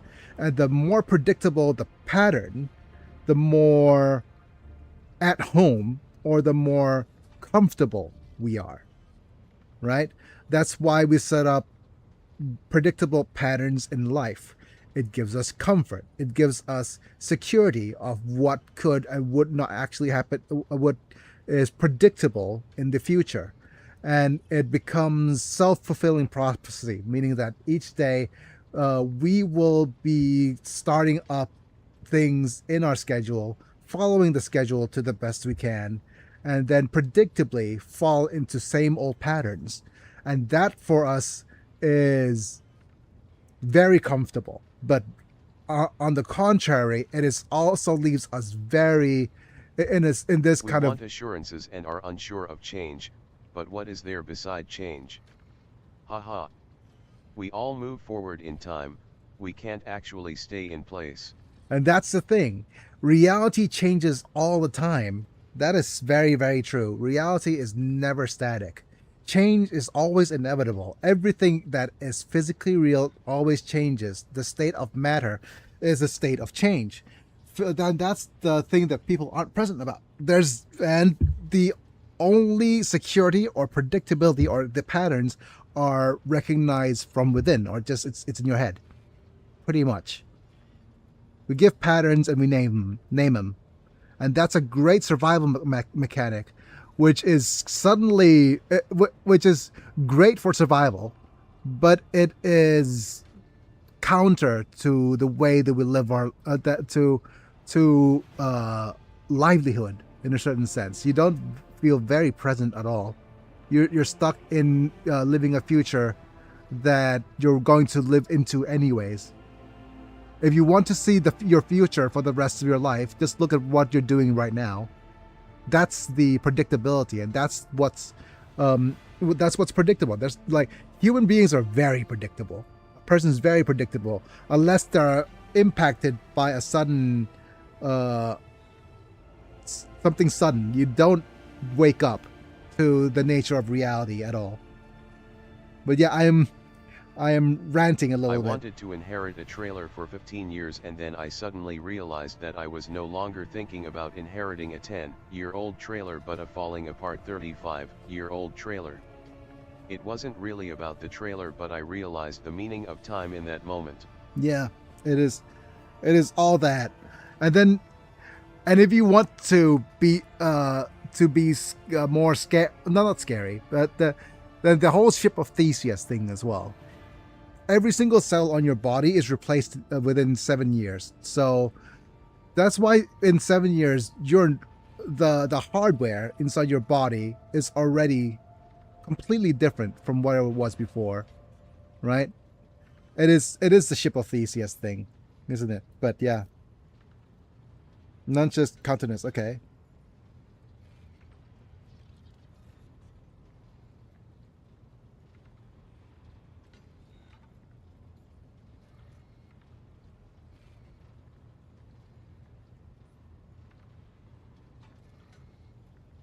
The question is, which one of this do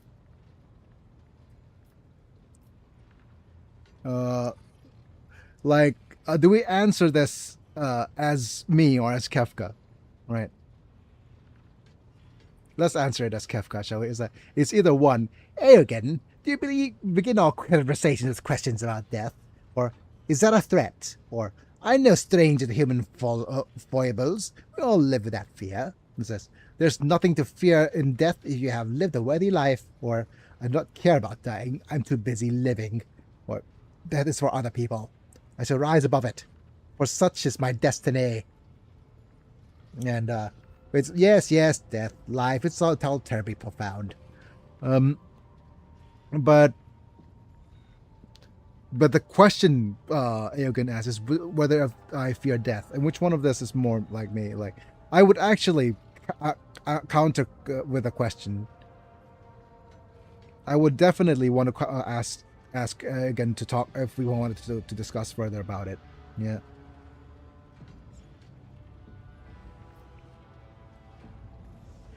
You know what? I might just reload this if this is not a new dialogue, but this is what I would actually answer. Do you always begin conversations about death? Yeah. Okay. But it is what was on my mind when you approached, and I thought it an interesting topic for discussion.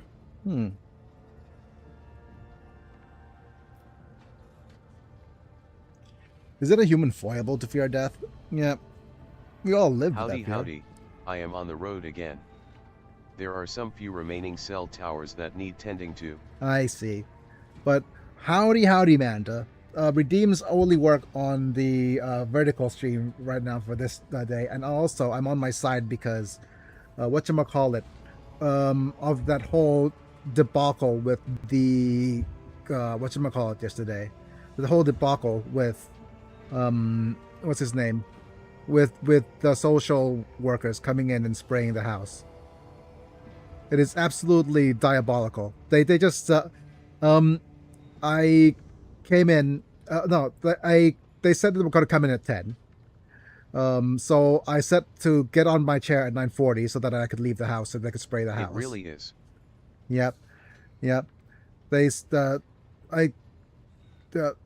I was supposed to leave so they arrived at 9:40. So I had to rush to get on my chair, and once they surveyed the houses and they said, "Oh, it'll be fine." They start spraying around because they said that you don't need to spray inside the house. We'll spray around outside the house, and then just and it should be safe, quote unquote, should be safe for everybody inside. Just stay inside the house and you'll be fine, right? And they immediately just gassed the entire outside of the house with me inside. It's absolutely diabolical. And it said, "Oh, it should be fine. The house is like sealed, right?" And then immediately you could see, you watch in horror as the gas, the smoke of the gas outside just seeps straight through the window cracks. You can just see it. It's like, oh, great. Yeah. I put on a mask. Didn't feel any better. I the standards of pest control in different countries is something to behold. Yes, it is wonderful. Yep, it should be fine. It's like, and then my whatchamacallit, I call her Nana. She was my nanny slash caretaker, my housekeeper back when I was young, but now she just lives with us now because she doesn't have anywhere else to go. I call her Nana, she said spray anywhere except over. They asked her to move her the clothes and the clothes rack. It's just, these have been outside for 3 hours. They're about to be dry. You dare spray anywhere near my clothes rack. You know, that was fun. But anyways, wonderful, and spent the rest of the morning woozy. And I'm not sure if you could tell, but you probably won't be able to because you're on the road. I still have these huge bags under my eyes because I didn't sleep very well last night. But anyways, Eogan's asking us about the nature of death, and I went on a bit of a philosophical tirade as well. So there's that. And I hope you also, Manta, if you have the time to listen to me whine, you could also check the members only post that I made earlier. I'm sorry to hear that. No worries. Yeah, if you check the members only post I made on my channel, I did a little bit of an animatic for the song created by Adeptus Anthemicus, and it's already done, but I'm just asking if and I'm just trying to get in contact with him to see if I could get his permission to post it and make it public. But either way, you could try to listen to it as a member, but I'm not going to release it to the public. Just to people who are close and who I know for the moment. And I do know that I am not under any real obligation to I think it's transformative enough, so I'm not under obligation to ask his permission, but it's a nicety. But yeah. But what do I think about death, though? I guess. And it's a question of whether if I want to. Good idea. Yep. Don't want GW to catch a whiff of it. Yep. No strangers to human foibles. And I'm just torn between answering this as Kefka or let's answer it as Kefka. Is that a threat? Not in the slightest. Merely an invitation to discuss. A means by which to get to know you better. Yes, death, life is all terribly profound. No, let's Damn it, because death is for other people. I shall rise above it, for such is my destiny. Ambitions supported by will often cross the limit of what is possible. I would be interested to witness the moment when you realize yours. Oh dear, yeah. But okay, anyways, what's the dude's name? We are in DLC territory already. Thank you So, for yeah. indulging my curiosity. Now it is your turn to select the topic of conversation. And basically, Aogun right here has a dude, a servo skull called Nuntius, and he's been talking to servo skull, that Nuntius servo skull without and he's saying as if he's talking back to him, right? And he's saying, "It's not abominable intelligence, is it?" He said, "No, I swear by it, it is not." So it's either a case of really just abominable intelligence anyways, or it is a case of him talking to a simple servo skull in the style of what's his name? Wilson! That thing from Castaway. He's just talking to his own id. Just a skull floating around. Right? But he has a skull called Nuntius. Is he so jealous of a new cyber companion? Because I gave him another Shovel skull. A preposterous notion. My cybernetic companion is merely an auxiliary tool. It is far less sophisticated than Nuntius, and lacks his outstanding communication skills and sharp intellect. Great. Nuntius, truly, you detect not a whiff of jealousy in the Servo Skull's gaze. I'd like to learn more about you. But can anyone truly know the essence of another person? For a veil of words often shrouds meaning that cannot be discovered in one brief conversation. Then again, all the greatest works on human nature began with scant material. Ask your questions, rogue trader. Man, he's just such an interesting character. Or chubby boy. Where do you hail from then? Stygius 8 is a forge world located on one of the moons of a gas giant in the binary star system of Vulcanus. A magnificent place. Stretching from horizon to horizon, mighty manufactorums crisscross the moon's surface, producing armaments and equipment. For the armies of the Segmentum Solar, the designs and patterns we produce are unequaled in the galaxy. The huge titans of the Legio Honorum tower over cohorts of Skitari, making ready to escort countless expeditions, ravenous for knowledge and lost technology. Oh my goodness, I could listen to Airgun ASMR all day. My goodness.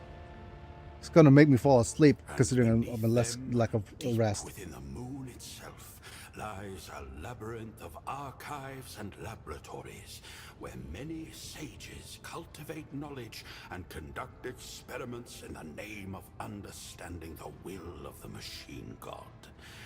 Nuntius and I spent our adolescence and part of our adulthood there before we were permitted to leave our cells for the cabins of expedition ships and the tents of field camps. I miss my home, but I do not regret leaving it, for stagnation is the enemy of knowledge. So why do you wear black robes? Didn't all tech priests wear red? No, not all. The robes of tech priests often vary from world to world. Oh. They are imbued with symbolism that reflects the principles of a particular branch of the tech priesthood. Red is the color of Mars. It is present in the robes of each world as an homage to the red planet. I see. White symbolizes the purity of machines and sacred augmetics. So he's black, so it's known for medicae and studying of flesh. One is compelled to carry a certain stigma living on Stygius 8.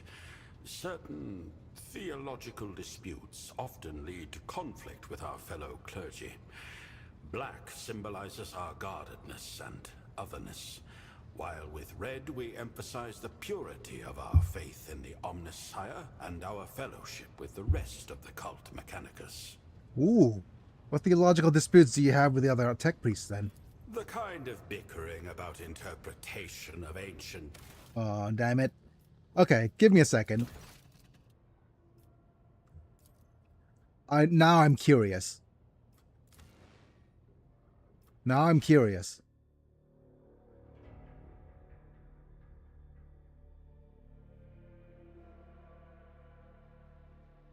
I'm gonna load.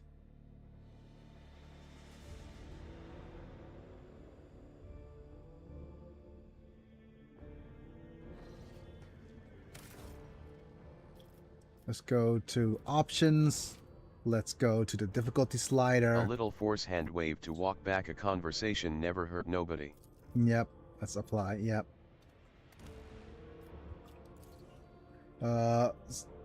Just change the skill difficulty modifier all the way up.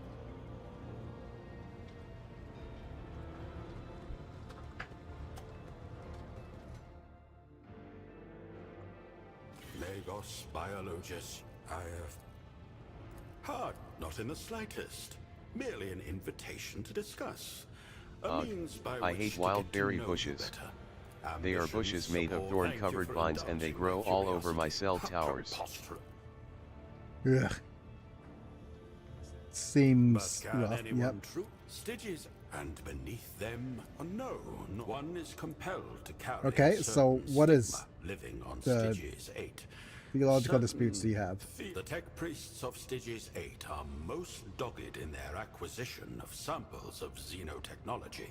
Under our doctrine, any methods used to gain an advantage over the enemies of humanity are justified, so long as they do not cross the line into heresy.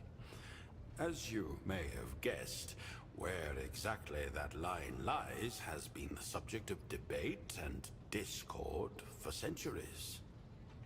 Heresy! I want to make that as a redeem so bad. Horus is defeated. He's nevermore. Yeah. But wait, did I accidentally change? No, you're good. This means that we are often compelled to ensure a certain level of secrecy in our work, which only The west side of increases Washington is full of the suspicions dang about our vines. world. But for the sake of the Imperium's victory, we are prepared to live with this stigma. That is an incontrovertible fact. So basically, black-robed tech priests deal with xenotech, I guess.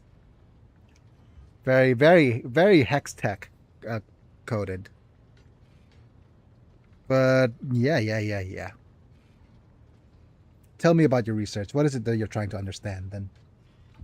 I have dedicated my life to many Wait, hex tech. questions. That's The blessings of the Arcane. fusion of organics and machines. League of Legends. The search for virtue in their separate existence.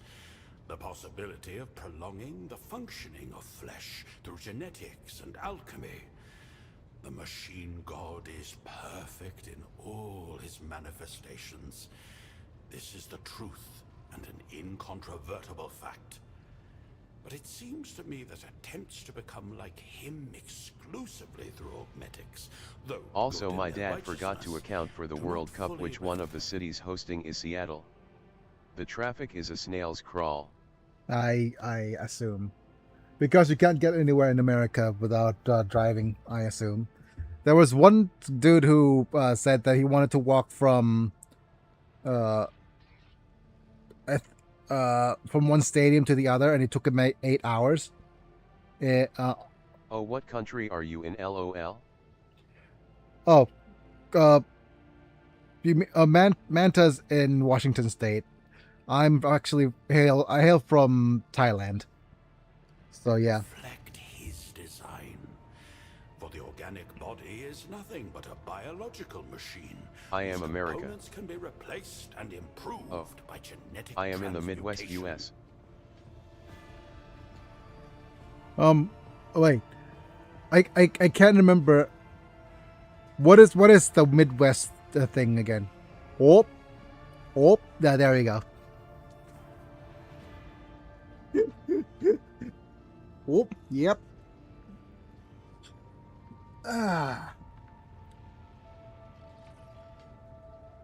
You enjoy fishing? And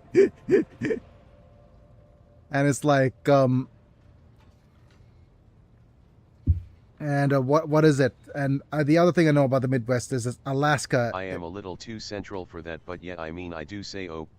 And I think if I remember that Alaska You is. trying to go for a Wisconsin accent? Oh, yep. There's a meme going around saying that Alaska is basically just the Midwest, but a little bit too much to the north.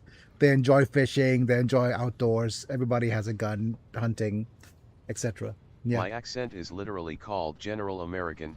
OPE up is further up. Oh, okay. Fair. Basically, Aogun is very, very heresy adjacent. I believe the truth lies somewhere between these two paths, and both lead to my ultimate goal, my magnum opus, to challenge death itself as a phenomenon, bringing humanity closer to the eternity of the Omnissiah. Ooh, my goodness. Sir, have you heard of Necrons? Oh my goodness, we are going into a Necron storyline, aren't we? Because we're about to meet the. Wait, is it Trazin or Trazin? I can't remember how you pronounce his name. Yep. The funny thing about Washington State is that apparently our accent just doesn't exist. Our accent is a lack of accent. Yeah. That's Trays what in. Trays in. Yeah. I believe that somewhere.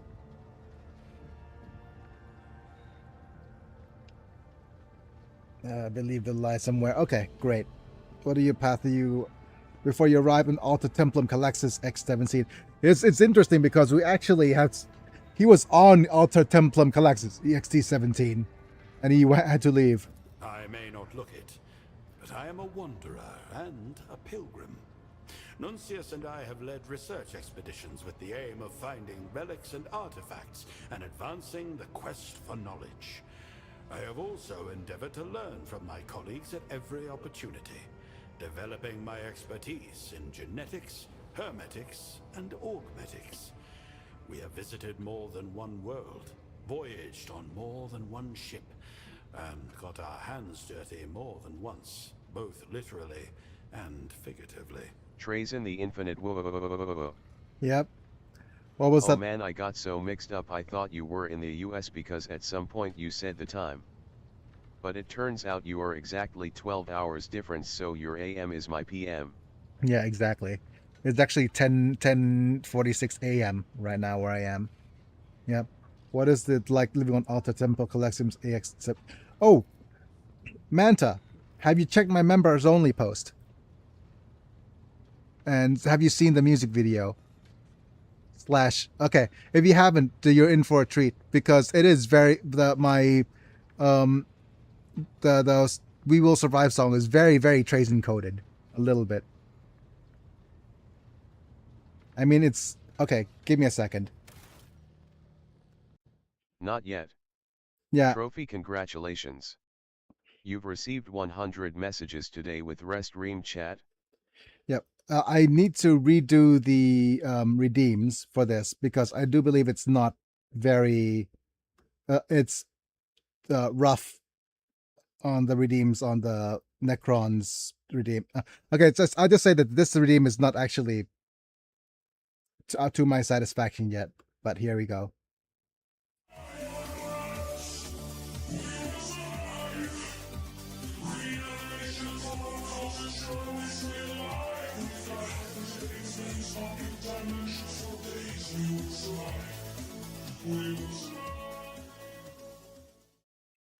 Yep, that's what you're in for in a little bit. If you actually go and check it out in the members only post. But it's not an available redeem on the points redeem yet either. So there's that.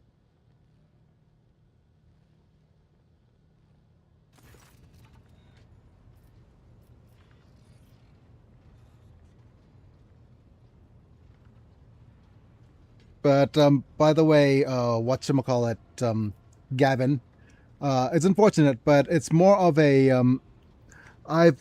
it's something that I'm keeping on an unlisted video at the moment, that it's only available to my channel members on YouTube currently. So I'm not posting it and making it too public at the moment. So there's that. But what is it like living on Alter Templum Calexis EXT-17? Secrets lie within that blessed temple fortress. I spent decades there, but still I am not certain that I discovered all of them. However, the station's clergy are not known for their insularity for nothing. They're quite reluctant to make contact with the laity, or even other tech priests. Nuncius and I were lucky that our skills were in demand, and we were able to ensconce ourselves in that fountain of wisdom. Ensconce, that's a new word for me, but... Alas, the doctrine of isolation and the intransigence of several colleagues have brought my research to a standstill, and so I seized the opportunity to join your retinue. Maybe they need gunboats or gunships to get all that knowledge out. Open the station. Stop having it be closed. We have succeeded on an awareness test to face intransigence of colleagues that strikes you. It seems that there were more to his departure than simply a thirst for knowledge. Yeah. So basically, he's outstayed his welcome, certainly. Be honest, with whom did you quarrel? Oh, Nuncius. I was not trying to hide anything from the rogue trader. I only reasoned that the squabbles of tech priests would scarcely be of interest to him. A disagreement arose with the cloister's arch-chemist, Tekla Paradigm 13. She stubbornly refused to understand the importance of my research and would not authorize access to the sacrarium of alchemical reagents. Since her arguments were invalid and her theoretical basis flawed, I decided to disregard her prohibition and grant myself access. Oh, come on, sir. It's just a bit of a troublemaker. I acted discreetly to ensure that my colleague would not discover my requisitioning of the reagents. That is, until work stopped in one of the Capellae Biologus, where there was a regrettable incident involving a group of servitors I had been experimenting on. Such a fuss over just a few controlled mutations. My. Just some mutations. Paradigm 13 had approached research with the same zeal she applied to making my life on the station more difficult. She could have been useful for something. Unfortunately, that was not the case. I decided to leave the station at the earliest opportunity, so as not to jeopardize my and Nuncius's efforts. That opportunity turned out to be you. More likely he was kicked out. More likely. Wait, Pascal was also serving on Alter Templum Calexis X-17 back then. You two weren't acquainted? The Omnissiah's providence did not bring us together. The temple is quite vast, and it is no surprise that two learned men never once crossed paths. After all, each of us is blessed with our own function, and fulfilling that function is a solitary effort. Okay. Really?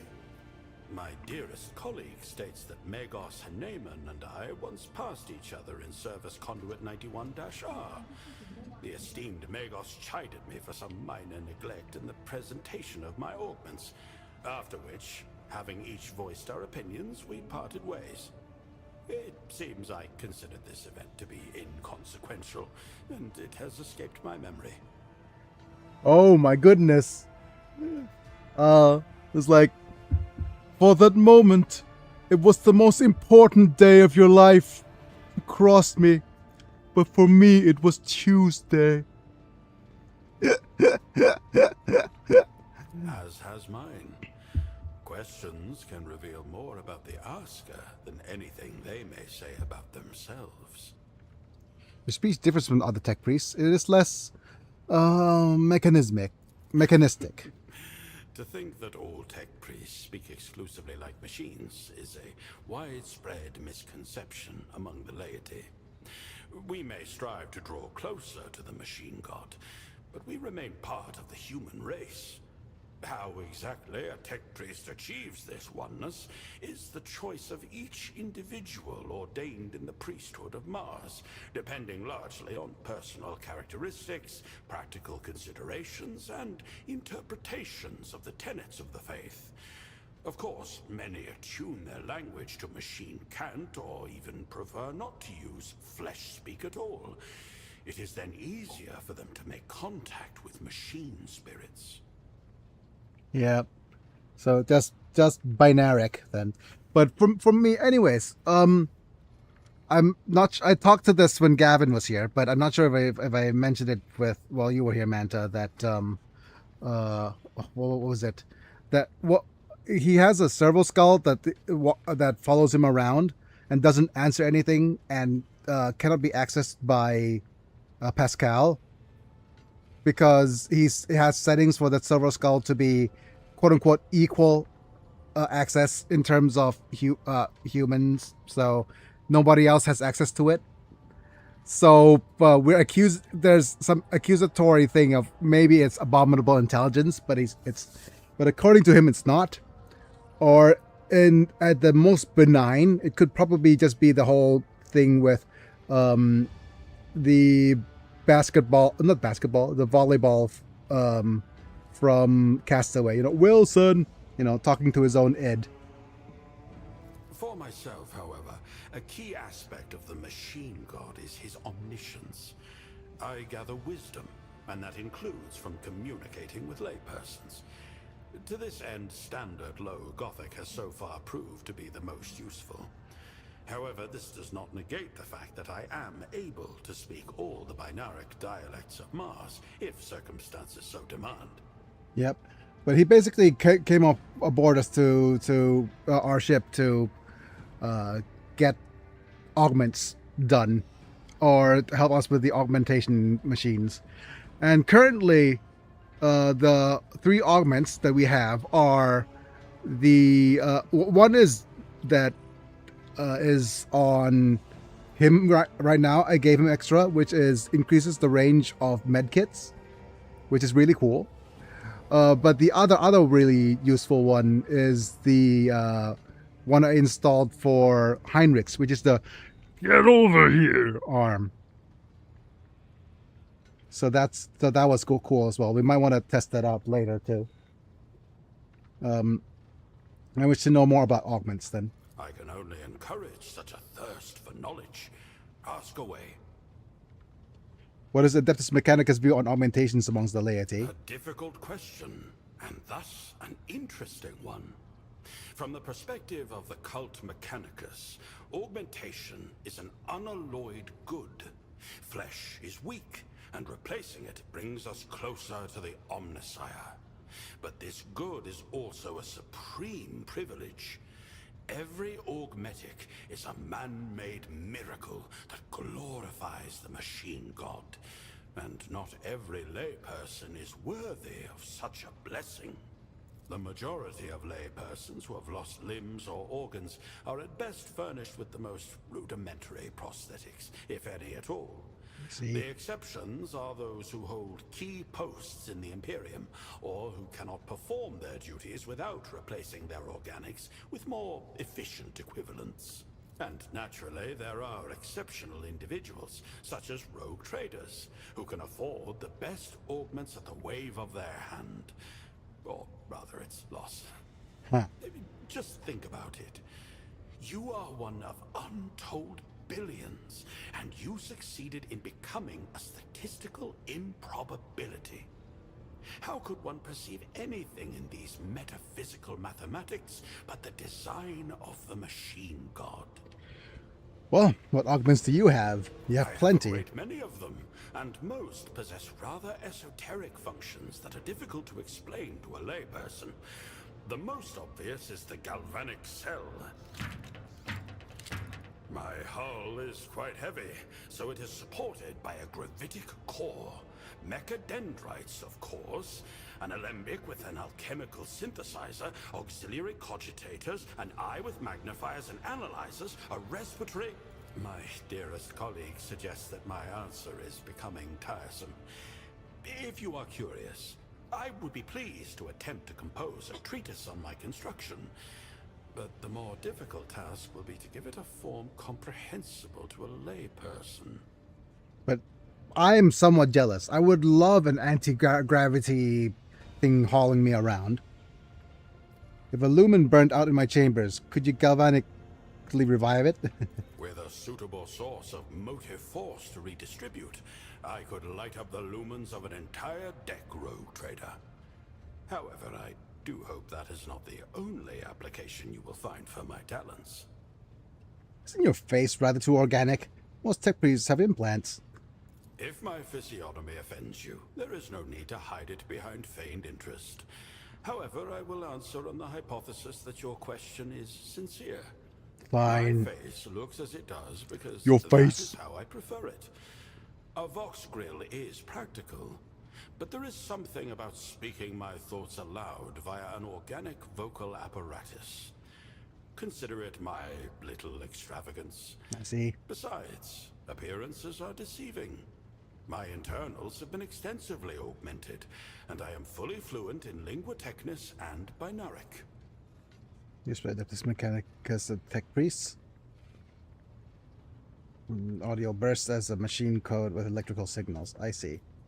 My dearest colleague amply meets all other communication needs. Right.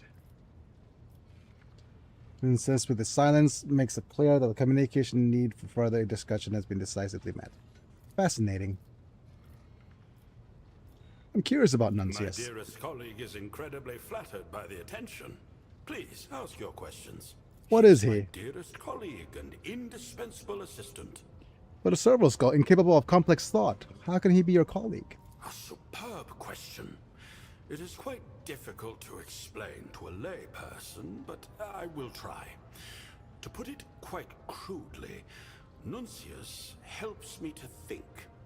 He constitutes an exceptionally complex network of algorithms that augment my own.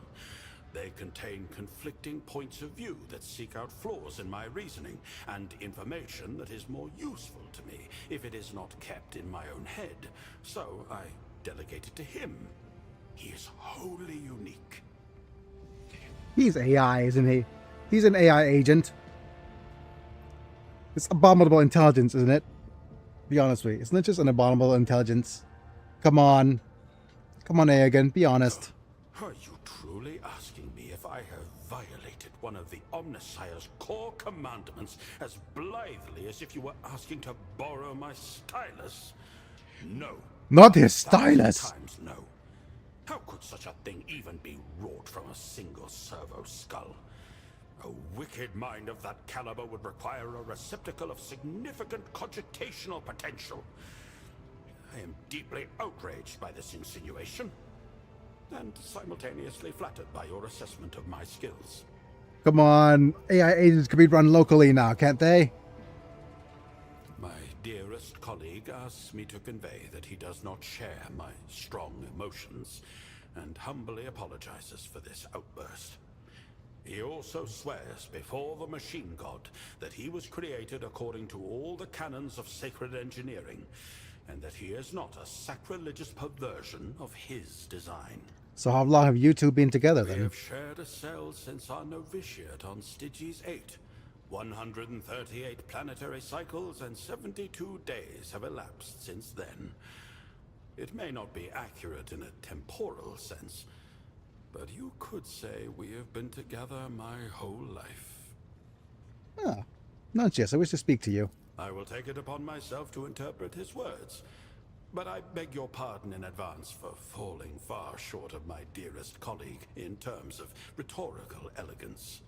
Can you understand me then? Yes, Why are you always silent? your presumption is incorrect. Nuncius is really rather chatty and holds strong views on every conceivable topic, which he does not hesitate to express at the first opportunity. Alas, you, as a layperson, are unable to hear his fiery declarations and witty remarks. Nuncius categorizes this fact as regrettable. You know what's actually interesting? Here's something interesting. Because humans actually, not only we're actually comprised of two different brains, right? Left brain and right brain. And from certain points of view, we're actually two people in one, or two consciousness in one. And there are cases where the left and right hemispheres of the brain get separated, and they act independently. I think this was the case in a video.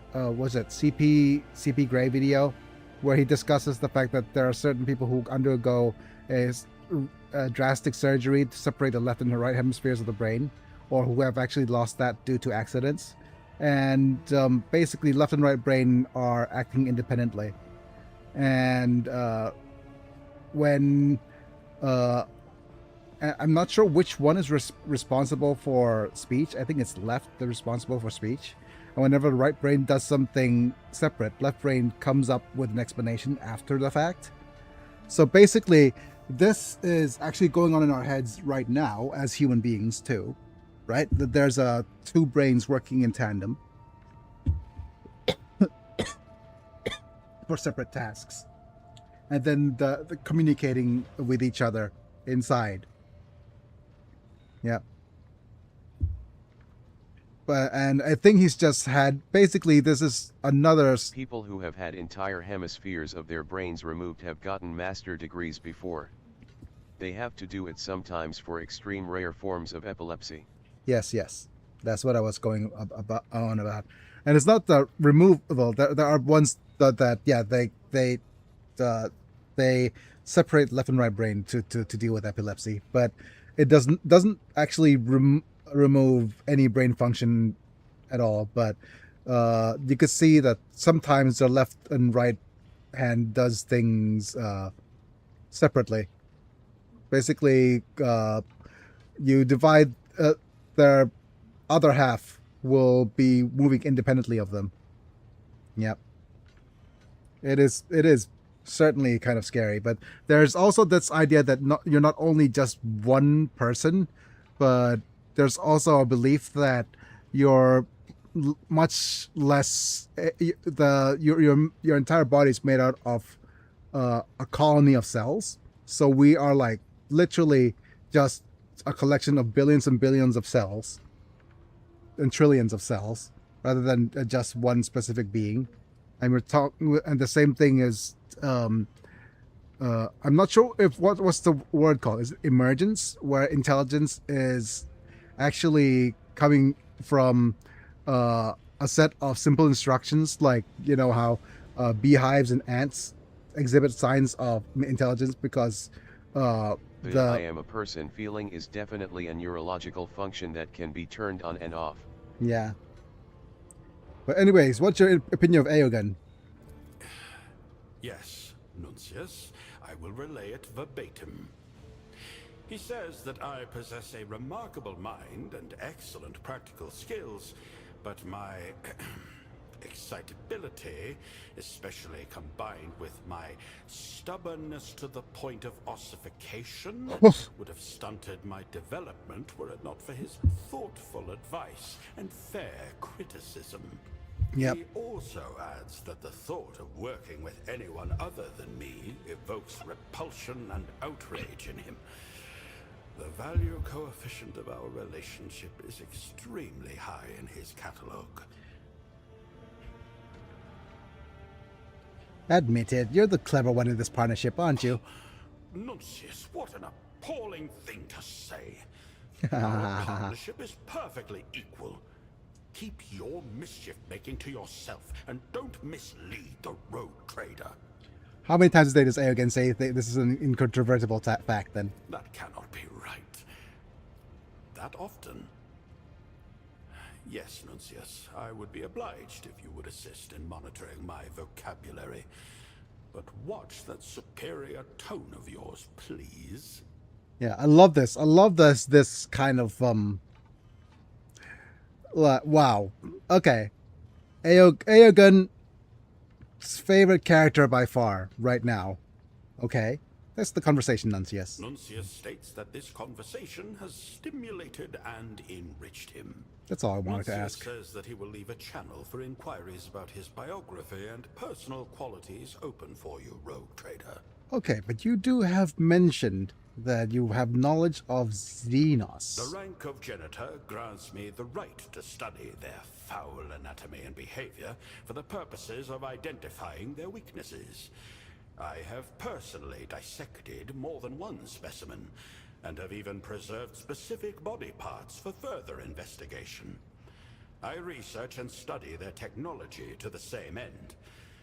There is no shame in using our enemies' weapons against them, no matter what some narrow-minded colleagues may say.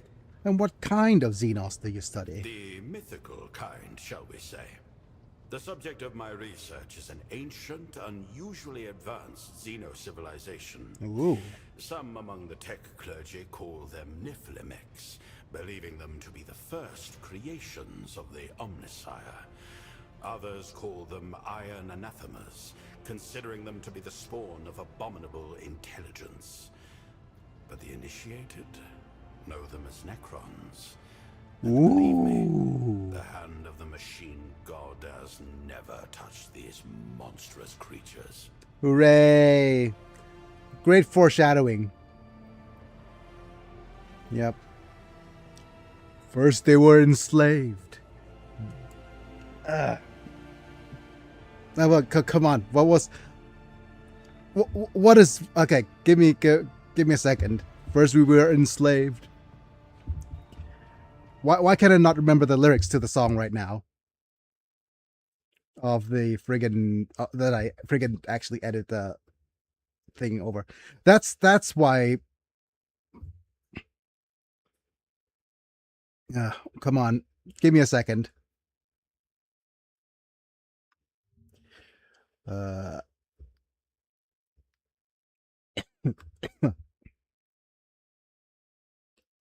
Yep. Let's actually go for the... Oh no. There we go. At first we were enslaved. Our minds digitized. Just play things for the star god's cruel and brutal appetites. But then we spent so many years just thinking how they did us wrong, and we grew strong. And we learned how to break our bonds. We took a nap in outer space, then woke up to find some humans trying to run the place. We should erase this stupid lot and just eradicate their breed. And if they carry on this way, we've got the celestial orrery. Go on now, call your emperor. Beg him to save you, but he can't help you anymore. Aren't you the ones who try to halt our endless tide? Do you think we'll crumble? Do you think we'll lay down and die? Oh no, not us. We will survive. Yep. We got hypertech in spades. And portal dimensions for pocket dimensions for days. After more than one decade of searching, okay, I have amassed okay. a modest collection of objects that belonged to these Necrons. But I have never succeeded in understanding the purpose of most of them. Many believe that Necrons died out long ago, leaving behind only ruins of black rock. But I do not believe so. They exist still, and they are closer than they seem. Da-dun! What? How could we fail our Xenos lore? Wait, we're literally at 75 skill and 75 intelligence, that is such BS. Okay.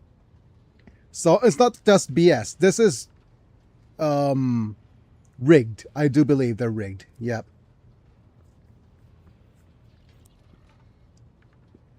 But I guess that was it. I do believe they are alive. I have encountered inconsistencies in my research. Ghost colonies with fresh tracks that match the descriptions of these Xenos from various sources.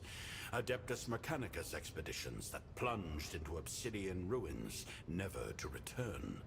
Gaps in the knowledge repositories of individual worlds, as if someone had been trying to hide information in isolation.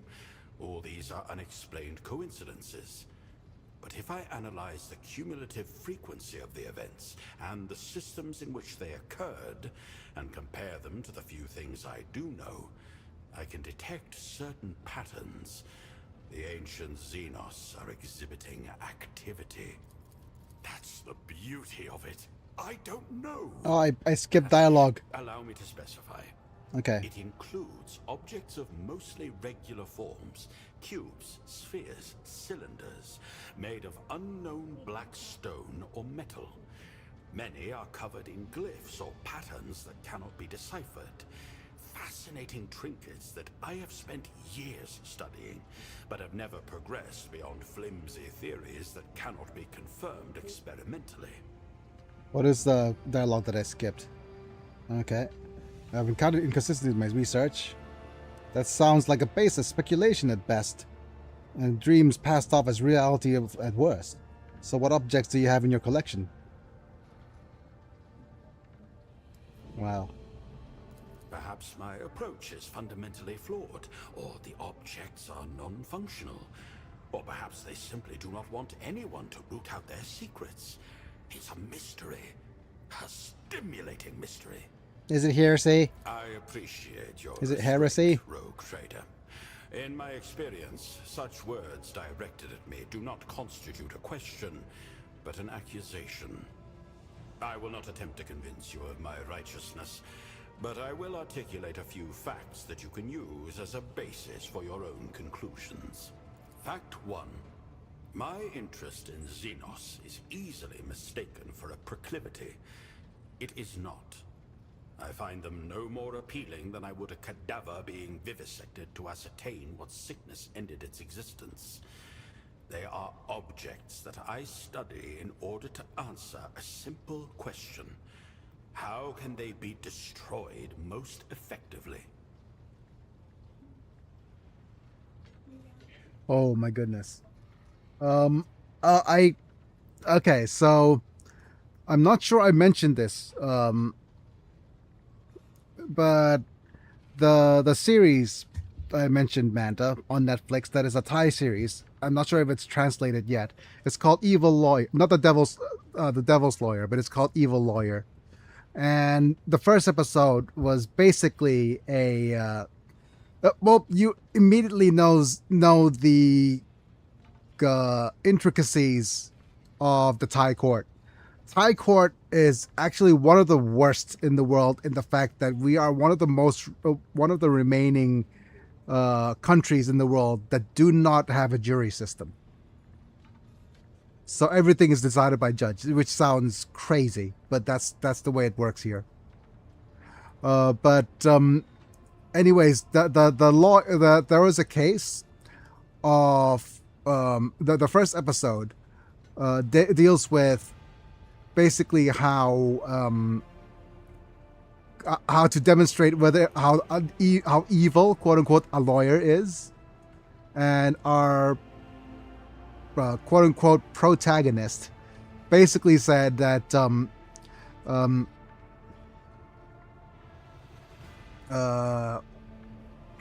there was a case of a somebody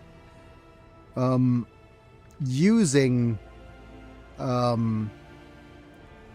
okay, so this is going to be you know what, I'm just going to immediately just before we discuss this further, going to put a kind of like a disclaimer for You know, I'm not going to continue until you guys are okay with this, but I'm going to put a disclaimer a little bit up for touchy topics. But it deals with stillborn stuff, right? So I'll say that for now, and if anybody happens across this in a VOD or something, I'll let that know. But basically, there's a practice in Thailand. It is a kind of like a it's like a occult practice that uses stillborn children to be used as relics, pretty much. Very heretical. I mean, there it is. That's what's brought up this conversation, right? And and the thing about it is that the lawyer in court I'm not sure which, like the prosecutor was saying that it is completely immoral and unquestionably horrible that this lady who had a miscarriage, well, it's not a miscarriage, but it is stillborn child. Her stillborn child was taken out of hospital and performed and used in the process of the occult, right? So it was completely unlawful. But then the defendant basically said that we have to make a distinction between whether if the child was stillborn, we cannot be classify him as a corpse but a cadaver, and cadavers don't have rights. You know, that's like that's the kind of storyline you go into with that thing. It is typical lawyer shenanigans in court. They're completely immoral, but within the bounds of the law. So yeah. Certain species of Xenos. So if you're actually like into that whole if you're interested in that kind of character, it is a really, really interesting series to watch, certainly. And it is, I consider Evil Lawyer as one of the most well-written series from Thai media. It's very good. And not the fact that and the fact that it feels like whenever I watch that series, it's on Netflix, and whenever I watch that series, it feels like witnessing a chess match. Everything is a setup for something else. Every move is a calculated destination towards something. Every line is a foreshadowing. There's no wasted lines. Everything foreshadows everything else. Every single item has a purpose. Some has multiple purposes that sets up various different things. It literally looks like a chess match. It really feels like a chess match where the first few episodes look like an opening move, where things you could see things being set up and things being predicted of how things are going to fall, and then towards the end everything is captured, right? And once things started capturing, I just started pieces of rings traded over and over. What's left on the board is just pure skill between the protagonist and antagonist, and it just all the pieces fall like a house of cards. Checkmate. Yep. Whatever. Exhibit technological proficiency. Their weapons and artifacts possess destructive and utilitarian properties that could elevate the power of the Imperium. In studying these properties, I find ways to translate them to the technologies bestowed upon us by the machine god. No wicked deed of innovation is committed. I liken this research to the creation of new production patterns. Oh my goodness. Fact 3, the last. My research is directed solely toward advancing the quest for knowledge and strengthening the Imperium. Though a certain boldness may be inherent to my work, I do observe the dogmas and follow the righteous algorithms of the cult mechanicus. Here ends the presentation on my position. Let's talk about something else. Seeing what new topic of discussion you propose. You wish to debate. Let's begin with something simple. What is the meaning of life? Splendid. It has been a long time since I last had a worthy opponent. Not including my dearest colleague, of course. I actually do want to debate this. To the topic. I have never understood why some thinkers present this question as something profound, when the answer is utterly trivial. The meaning of life is determined by a person's position in the hierarchy of the Imperium and where he or she is deployed. But ultimately, what it comes down to is supporting the functioning of the system. Okay. Right? Let's me hear you present that case. The worker produces or processes a resource. The soldier destroys enemies. The governor ensures order and the shipment of tithes. The meaning of my life is to advance the quest for knowledge, thus fulfilling the function granted to me by the Omnissiah. As I said, an utterly unoriginal question. Well, do you agree with Aegon Nuncius? My dearest colleague has accused me of oversimplifying matters. He believes that in trying to convey my point of view, I neglected many of the nuances you set forth in the question, and thus gave a trite answer myself. But he considers the general premise to be correct, albeit riddled with holes. Yeah, do you truly believe the meaning of existence can be reduced to one's function then? Absolutely. You may perceive that as a cynical view, but I am merely cutting away all that is superfluous. Humans are not simple creatures. I could regale you for hours with the nuances of the structure of the body and consciousness, and cite theosophical and philosophical musings, but it makes no difference. As long as a person fulfills their function, their life has meaning. Okay. It is not a very cynical... It sounds cynical to a person who... Like, you know, that whole Rick and Morty thing. It's like, what is my purpose? To serve... to pass the butter. Oh my god. It is that Rick and Morty meme, isn't it? But once you embrace that function, then there's no greater purpose in doing that. And I do believe there's either an episode of Black Mirror or something of a machine gaining sentience, a pool washing machine gaining sentience and returning back to his cleaning duties. So that's all that as well. So function and my meaning of life then? Are the quintessence of the will of the Imperium. Your purpose in life is to expand it and strengthen its power where other subjects cannot reach. You do not explore the frontier. You are the frontier. I believe that light has no meaning, though. A rather bleak view of existence. Would you care to elaborate on that, so that I might better understand your point of view? It isn't bleak at all. Life simply is. We don't need to attach any deep meanings to it. Yeah. The moment between birth and death, it begins and ends regardless of whatever it means we ascribe to it. I think that's true as well. Yeah. As soon as I said it, I realized how woefully trite it sounds, and I lost all interest in this discussion.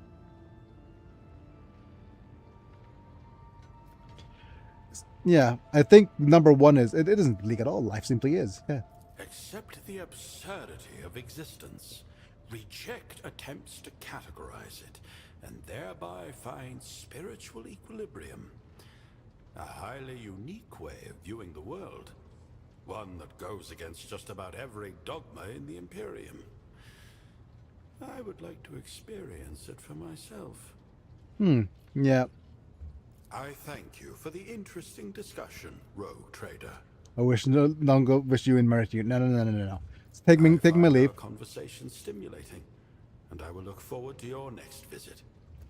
But yeah, I have that. That was quite fun, right?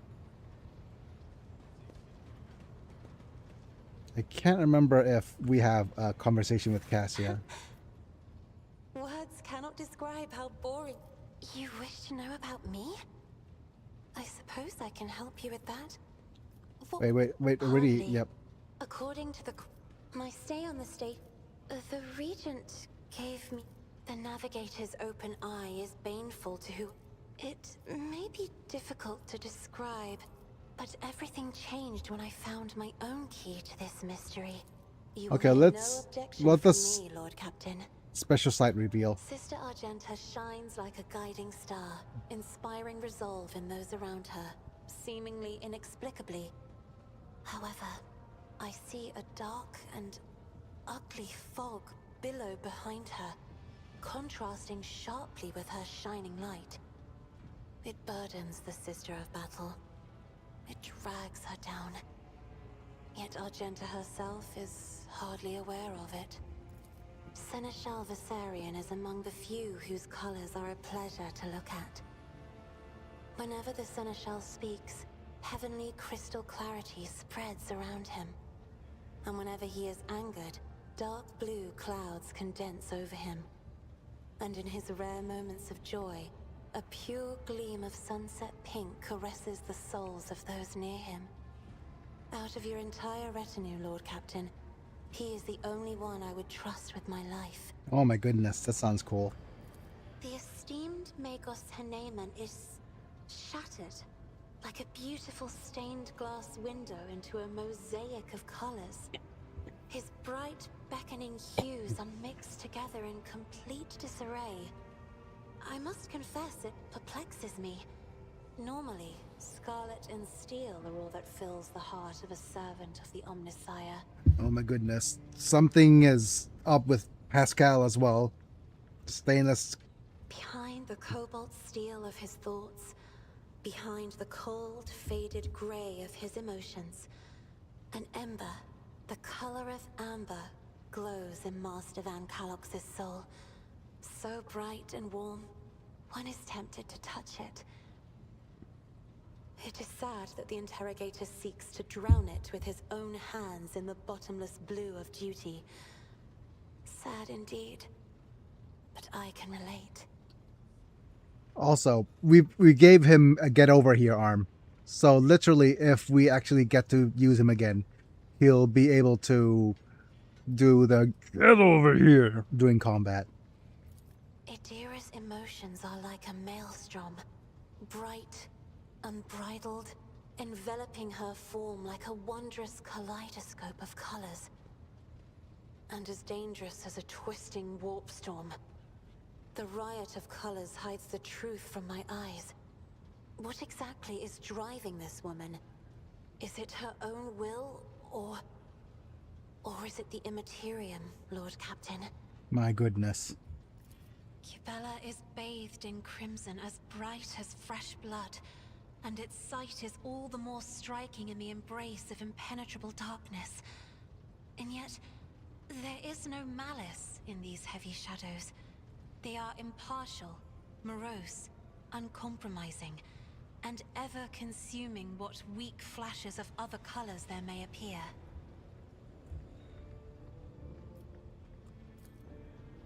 Who's next? Janitor Febris's mind is so multifaceted. Azure, cobalt, indigo. How great is his drive to understand the workings of this world. But somewhere inside, in the very substance of all this blue, there is a cocoon of terracotta that holds within it some grievous feeling. It almost eludes my sight, but it absorbs all other hues. And sooner or later, it will consume them all, leaving nothing behind. I have enjoyed your company. Yeah, but okay, that was fun. Hello, Uwe. And what else is new? I think that's pretty much all the newness that we have in this. I also believe that we're also just about to travel the Coronis Expanse towards the... Not Furibundus. Where is this place? Let me just go ahead and double check the assignments as well for our posts. This is the slot for the Supreme Commander, but the Supreme Commander is still best as Cassia because she has the swing run at the moment. Our Master Cannoneer, currently we've given it to Argenta because she has the best abilities, skill required. Wait, persuasion? It shouldn't be persuasion. It should be the demolition. That's weird. I think the this is bugged, but this actually makes him a better use of torpedoes because it torpedo control lets him cool down. So if you do this, we could upgrade the torpedo control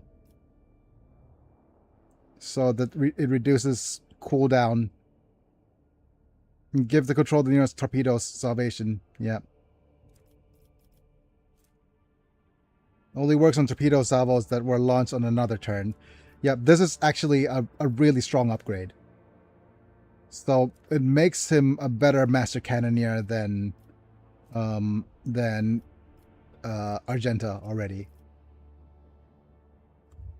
Over here, we have Shield Pulse. Yep. Whereas over here are Abelard still has the best abilities for the officer. And of course, our best warp channeler right now is Idira, so we'll keep her there. And our Master of Etherics is going to be Cabela with her large amounts of awareness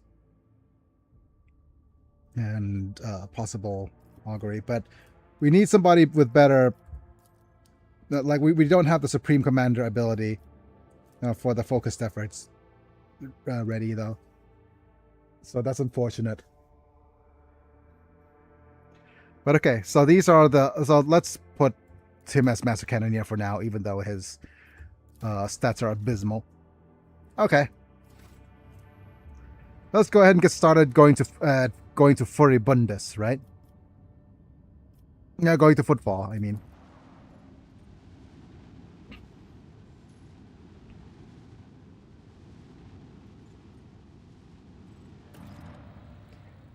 Wait on the completion of the ship's inspection. Okay. Wait. What? It will take time to confirm that the ship is free of serious damage and to repair what damage there is. The Voxmaster will report when the inspection is complete. Right? So, is it, whatchamacallit? Go to the bridge and maybe talk to the Voxmaster?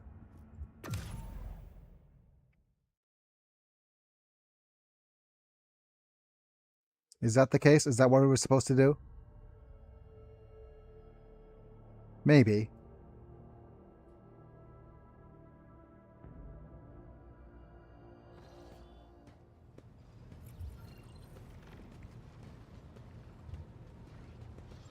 Big dis?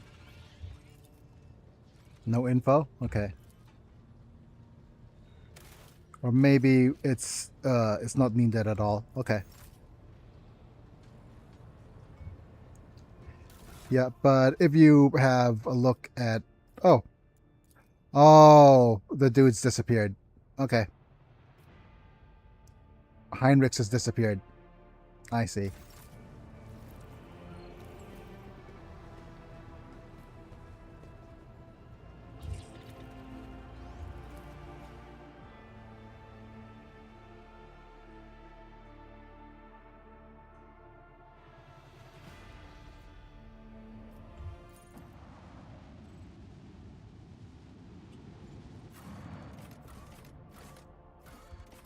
As we head to the Void Dock, let's actually remove Argenta.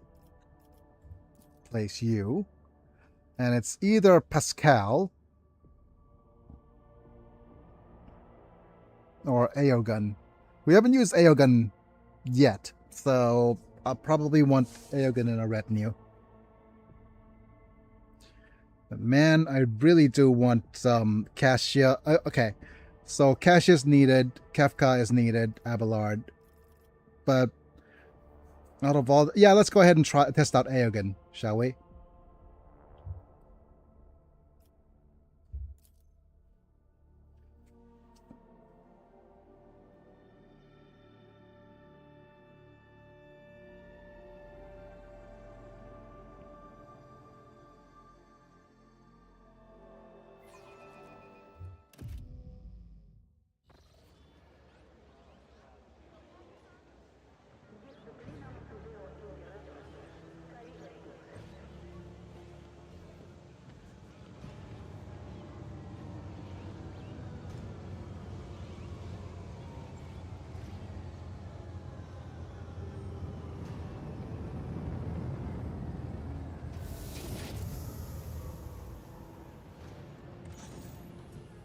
And also, we decided to arrive not incognito, because last time we did it incognito.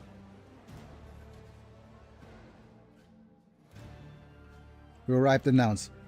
Rogue Trader. Yep, you've just publicly announced their identity when you arrive in Footfall. Footfall welcomes you on behalf of the Liege. Yep, Lord Vladam Tokara allows me to express my joy at your arrival. The Liege awaits you at his residence. But should you have other business to conduct on the station, I'm honored to serve you as your guide. This is so familiar. Behind the amber-colored scattering of worlds of welcome, there's far less appealing hues lurk, murky and diluted. The looks of someone accustomed to lying and hiding their intentions. Someone's coming, and they're coming for us. Watch out, Lord Captain. Abla sighs and casually places his hand on his weapon. Yep. Okay.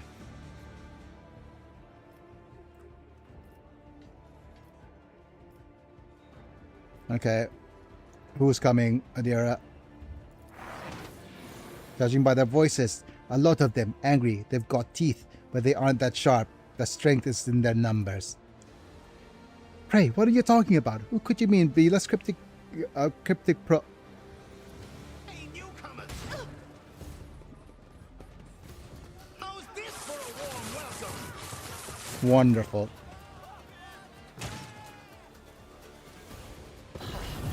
Another annoyance. I will level you. Okay. We're gonna put Cassia... Oh, okay, let's just get started with our game, shall we? Alright, Cassia could go over here. There, I'll go over... Kefka could go over here. Abelard will be here, I guess. Kybella could go over here. Next is Idira. Idira could be somewhere back here. And what about Aogun?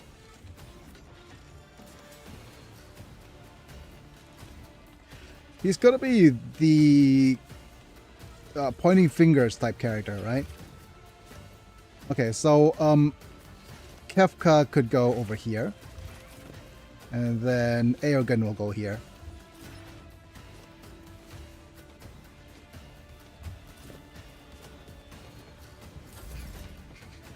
Right. Oh, yeah. We already made Cassia a grand strategist. So let's start using our abilities. Start off with this, I think. We'll make this the area in front. Front line. Then we'll go with back line over here. Rotate. Put it over here. And let's go with rear. No, where's the rear? Okay, rear line is best over here. For some range shenanigans. Next up, let's see. Switch to this staff and use the navigator gaze on these guys. I'm not accustomed to witness the fury of Dodge. House Orcelio.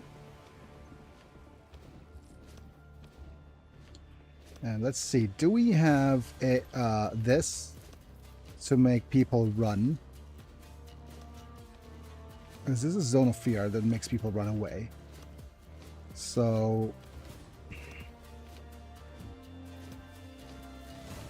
I guess. If I may. Right, nice. Okay, and now we press X, switch over to this. Who do we give extra turnsies to? Kefka, and then what's her name's getting extra turnsies soon.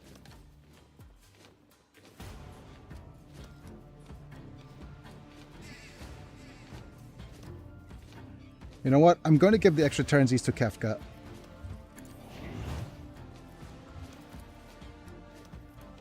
I am a navigator, not a servitor. Because we can go with where it hurts. Next successful attack is suffering any damage over time effects. Yep. Yep. And now we go brap brap. Can this? Yep. Let's go ahead and brap brap like so. Brap brap brap brap brap. Nice. Look at that damage.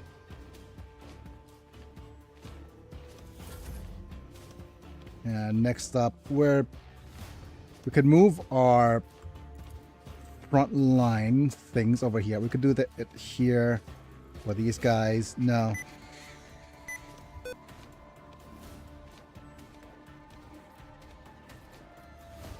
We could move it here.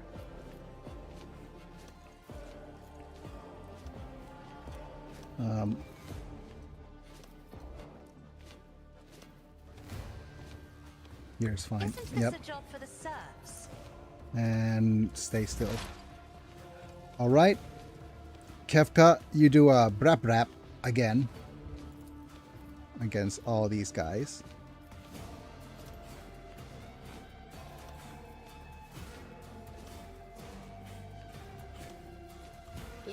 Brap brap brap brap brap brap brap. Oh. And now we have another shot with our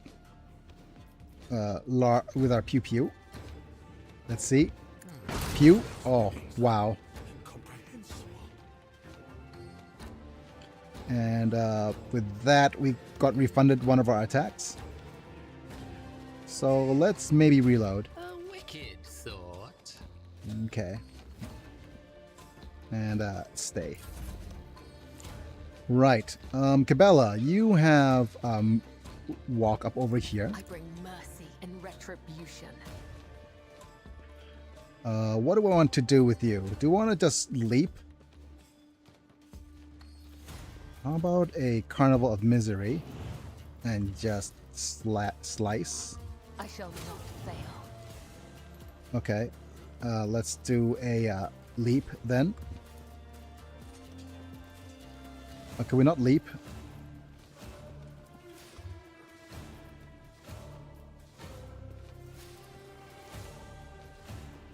Leap over here. Trust me.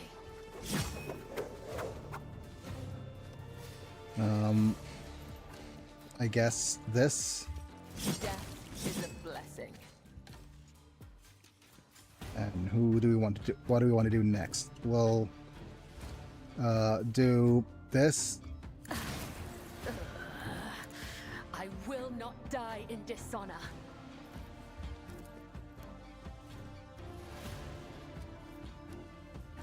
Can leap here.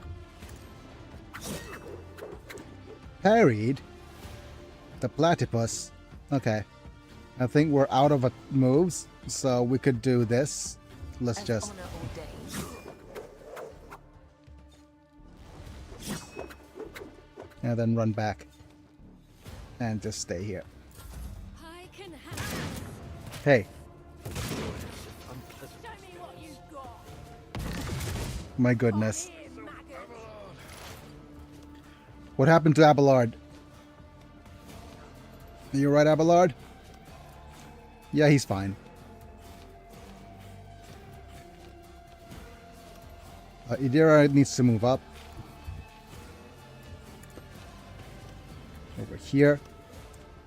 Okay. Move your beard. Over here is fine.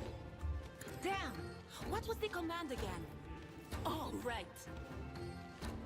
Start setting fire. I'm not so sure.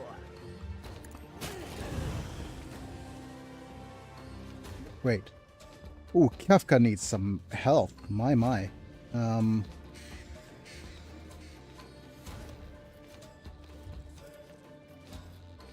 There. Much better, right? Oh, take my transient gratitude. Let's get to it. Dodge it. Oh well, Abelard. Just move up here and deal with this thug real quick. I've seen worse battles than this in my I forgot to make sure you grant some defenses. Let's go ahead and bonk him on the head. Care of this one.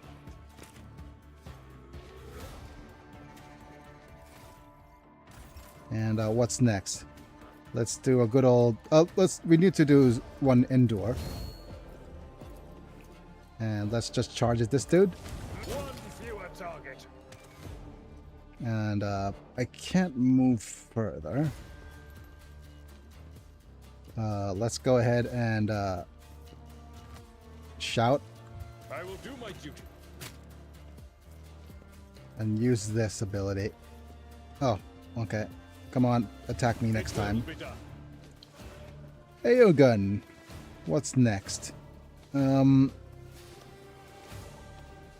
What are your abilities? You are best at doing close range damage, but okay, let's look at what you have. Magna Rail Blast. Using this ability provokes attacks of opportunities from adjacent enemies. Selects the main target and 2 cells within the 4-cell radius around it. All creatures in those cells, they hit them, and the main target become additional targets. Unleashes an energy bolt, dealing 20 damage to the main target. This lightning bolt on the main targets to... Okay, maintenance suffers 10% more damage additionally. Potential removed. The Galvanic Field uses this ability provokes an attack of opportunities from adjacent enemies. Each of grants attack of a Galvanic Field to an ally within 7 cells. That ally becomes immune to Airgun's attacks, some types which are always ricochet around random enemies. Right? Okay, I guess. Air of Authority, officer increase the allies resolve by 4 until the end of combat. If it's under voice of command, the turn comes with an additional action point. Okay. Who should I give extra turnsies to? I feel like we're going to point at Idira. Increase her resolve. A valid argument. What is our... Yeah, we have relocation. Okay. What is the server skull? To take aim. Next attack will ignore cover and will have double the effective distance. I should have actually given this to her as well. But yeah, let's go ahead and do this. Extra turnsies. Nadira has 3 AP for her extra turnsies. So that's really strong. Okay. Let's see how far we could move you. Over here. Get the burb shocking him. It's my toy, and I'm gonna control it myself. And let's set those people on fire. Was it you? Or And we have extra attacksies. Oh wow. All dead. All gone. And we have a heroic lightning arc. But let's not use that. And we have extra turnsies that we could grant. Who do we grant extra turnsies to? Probably Abelard, because he's closest to the enemy. Lucius is skeptical about this. Or Kibella. Kibella's fine too. Your demise is an incontrovertible fact.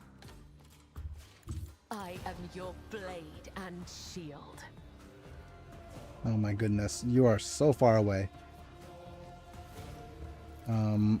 This one? As the tenants demand, I will leave footprints of scarlet. Oh, I can't reach. This goes against the tenants. A dance of blades and shadows. Can I reach you with this attack? No, but I could maybe reach you with this one. Nice. Okay. And that also gives me the chance to leap. Leap. Nice. That gave her life back. And does she have... Yeah, she has fresh wounds. So there's all that. She could medicate herself a little bit. No, we're fine, right? I mean, where's the last target? It's over there. She's not gonna be able to reach.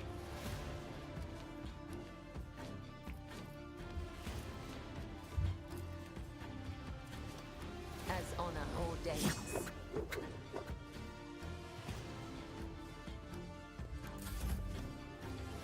Right, and what are your last few choices? Well, we could go up and slash him. Seriously.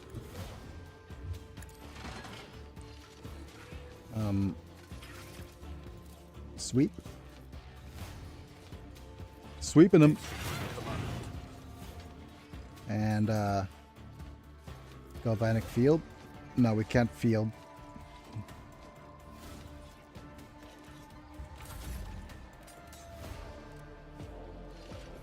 I'm going to go here.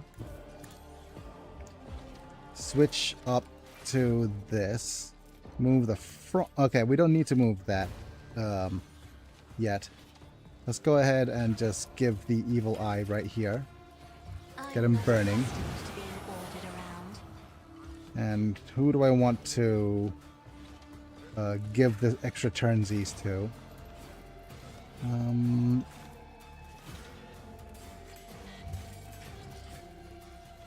Okay, fine, Eogan.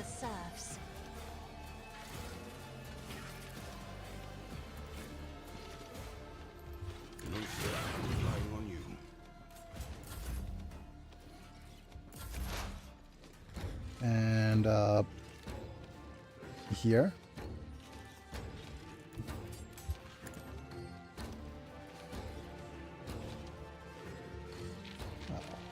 Let's go ahead and pew pew in such a way that doesn't actually hit. Oh my goodness, Force Repentance. This galaxy is Ooh. my playground. My goodness, Force Repentance is broken. Emperor, protect me. They killed... Every time. I warn them and they want to go, "Oh, dear Emperor, our Lord and Savior, how could this have happened? Who could have thought?" Yeah. Gang of puny thugs attack me. Emperor's anointed. Rogue trader on Valancius. Such a poorly organized attempt on my life could only be seen as a personal affront. I would wager there was not an assassination attempt, but rather a common raid. Though half-wits has no idea that they would run into you, Lord Captain. Still, it wouldn't be hurt to be on our guard. The great have always been known to fall upon the pathetic. And we could attest to this from the recent experience. Your lordship, the ghost guys were Anvers. They're a gang. They're the worst, I'm telling you. They're scared of no one, even the liege Takara. Okay. Does this kind of thing happen often around here? Shooting, yeah. Attacking non-nobles, not very often. Unless they're Anvers, they're vicious. Not a week goes by without them killing and gutting somebody. They're work heretics. They report to nothing. They follow no rules. Ugh, go report this to the liege. Yes, I'm sorry, your lordship. Go report this to the liege. They killed her. They killed my lady. Oh, it's terrible. Yeah. Let's loot her body. What does she have? Look at all these things. We have lots of arc granadas. Shock damage with armor pen. These things probably deal quite a fair bit of damage. Yeah. Let's just collect all and be done.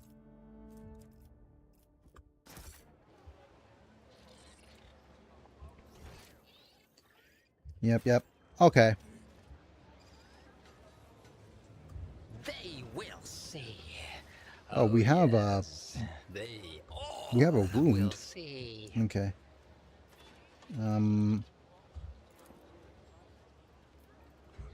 Cabela. Feet. Do you think my body was suffering? Yes.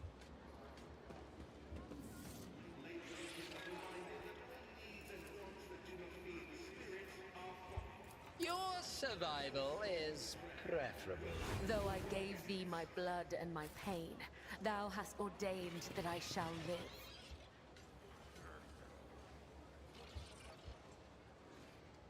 A bunch of bodies up there. Well, there's bodies here.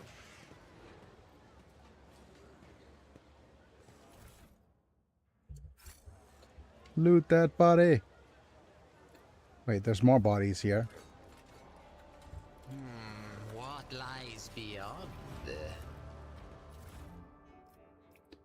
Strange memo. The holy book by the altar. That void-damned customs guy. He always is duty. Doesn't get any time off. Does he ever leave? And guess what?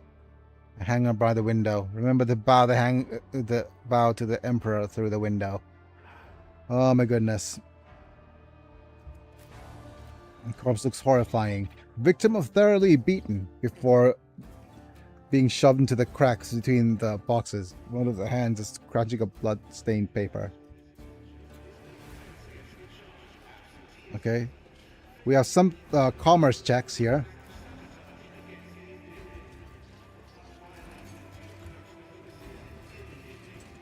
As it should be. Looks like the standard containers, but the frames have been reinforced as sealing improved to keep the smell in. Definitely contraband. Yep. More looting to loot that body. Oh no, this is just random goods. Leaflet. We need no rules, no leaders. We are an organization. We're a force of nature. Okay. Friggin' Anvers. Yeah.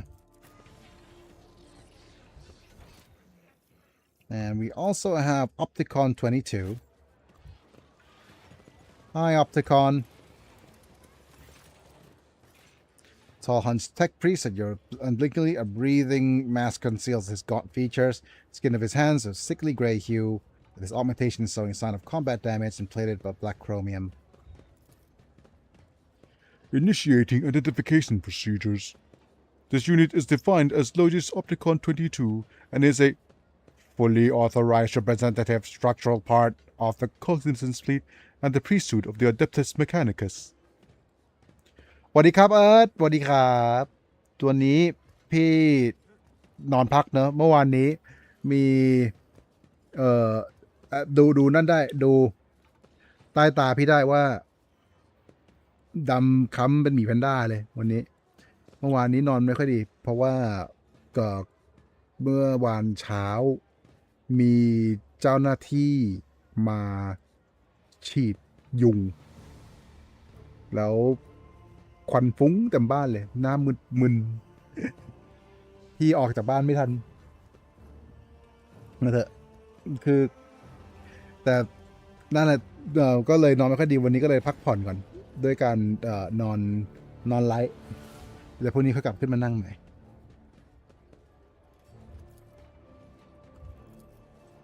Issuing official greeting procedures for esteemed high-value visitors. Glory success to host Von Valentius. Requesting information exchanging regarding contractual obligations. Logistica Theta.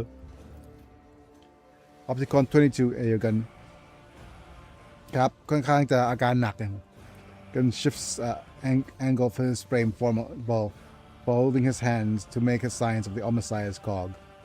His galvanic shell crackles, enveloping the manipulus in motive force. Opticon 22 responds with binary phrase that sounds deeply reverent in a strange way. Then he honors Nuncius with a nod.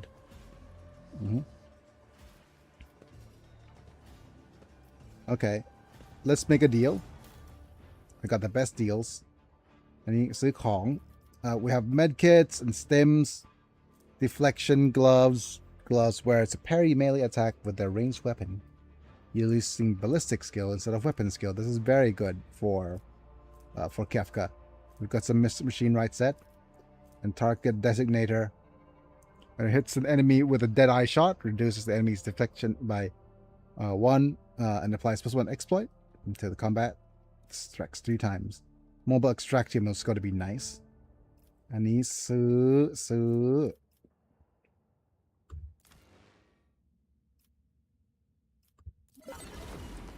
and we're also in relatively good reputation with explorators. Although อันนี้ก็สัญญาณดีมีอะไรอีกบ้าง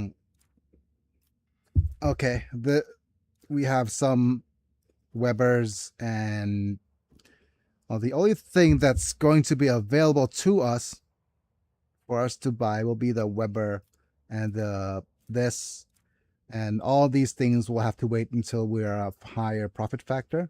ต้องรอให้ตัวนี้เพิ่มขึ้นก่อนก่อนที่จะซื้อได้เพราะฉะนั้นก็ยังไม่จำเป็นที่จะต้องขายของใช่ครับใช่พี่อยู่ไทย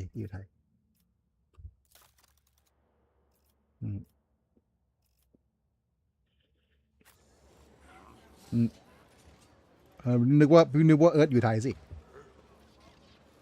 นึกว่าอยู่ไทยด้วยกัน What is the logic just the car theta Under the contractual obligation to question 34.761 Terran years ago, Explorer Reconnaissance Fleet received from representative authorized units of the Von Valentius dynasty and a volume of high-grade promethium equal to the fuel capacity of 6 tantillion void takers. Received it and didn't pay, compensate, remunerate, settle accounts. Should it go on? Is that enough synonyms? Okay, The stipulated payment reciprocal offering from the Reconnaissance Fleet can be made to Von Valentius asset on current time, after which the contractual obligation will be fulfilled, achieved. Confirm your status regarding the acceptance of payment. Reciprocal offering. we could get the mobile extractium or 5,000 explorator points. Ooh, that's a rough choice. อันนี้กำลังคิดอยู่ระหว่างจะเอาของหรือจะเอา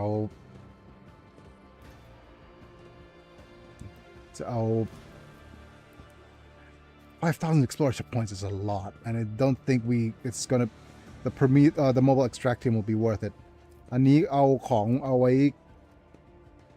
แซะmobile extractium ได้แต่ว่าไอ้ตัว5,000 นี่ได้มาทีเดียวได้มาเยอะพอสมควรเลย You waited 30 years to pay up.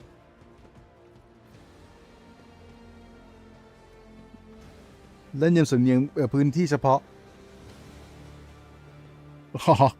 เข้าใจป่ะพี่ก็แล้วแต่ ตัวละครนะเพราะว่า Warhammer เนี่ยมันเป็นโลกในอนาคต4 Warhammer 40K ก็เขาบอกว่าปี 40,000นะเนาะเขาก็เลยเอาแต่จะพูดว่ามันเป็นอนาคตกันไกลโพ้นมันก็มีไอเดียอะไรต่างๆนานาที่มันสนุกอยู่อ๋อเขาขนาดผมเคยทำงานคนต่างประเทศก็ยังไม่เจอคนคล่องภาษาแล้วพี่นั่นพี่ไปอยู่เมืองนอกมานานฮะนั่นคืออีกประเด็นหนึ่งแต่พี่ก็ตอนเด็กอะพี่เรียนนานาชาติแล้วก็ตอนโตพี่ก็เรียนอังกฤษตอนมหาลัยอะเนาะแล้วก็พี่ก็เคยทำงานประเภทงานล่ามงานแปลอยู่เยอะนะฮะแต่ตอนเนี้ยพี่ Sorry I vanished for a bit. Had to navigate traffic, book my hotel, and report back yo my dad how my day went.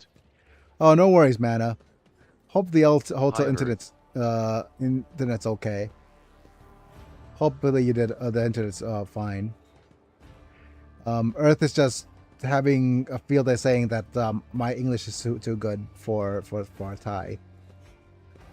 But แรนต้าบอกฝากสวัสดีนะครับเอิร์ธแต่ตอนนี้ก็คือเรื่องภาษาเรื่องนึงแต่ว่าพี่ประสบการณ์ชีวิตค่อนข้างจะเยอะแล้วตอนนี้พี่ก็ได้แต่บ่นแหละว่าคือเรื่องการแปลภาษาเนี่ยพี่พอทำได้แต่พอพี่มือไม้ใช้การอะไรได้ไม่ค่อยดีแล้วเนี่ยพี่นั่นอุปสรรคของพี่คือความเร็วพี่แปลได้แต่พี่แปลได้ช้านะ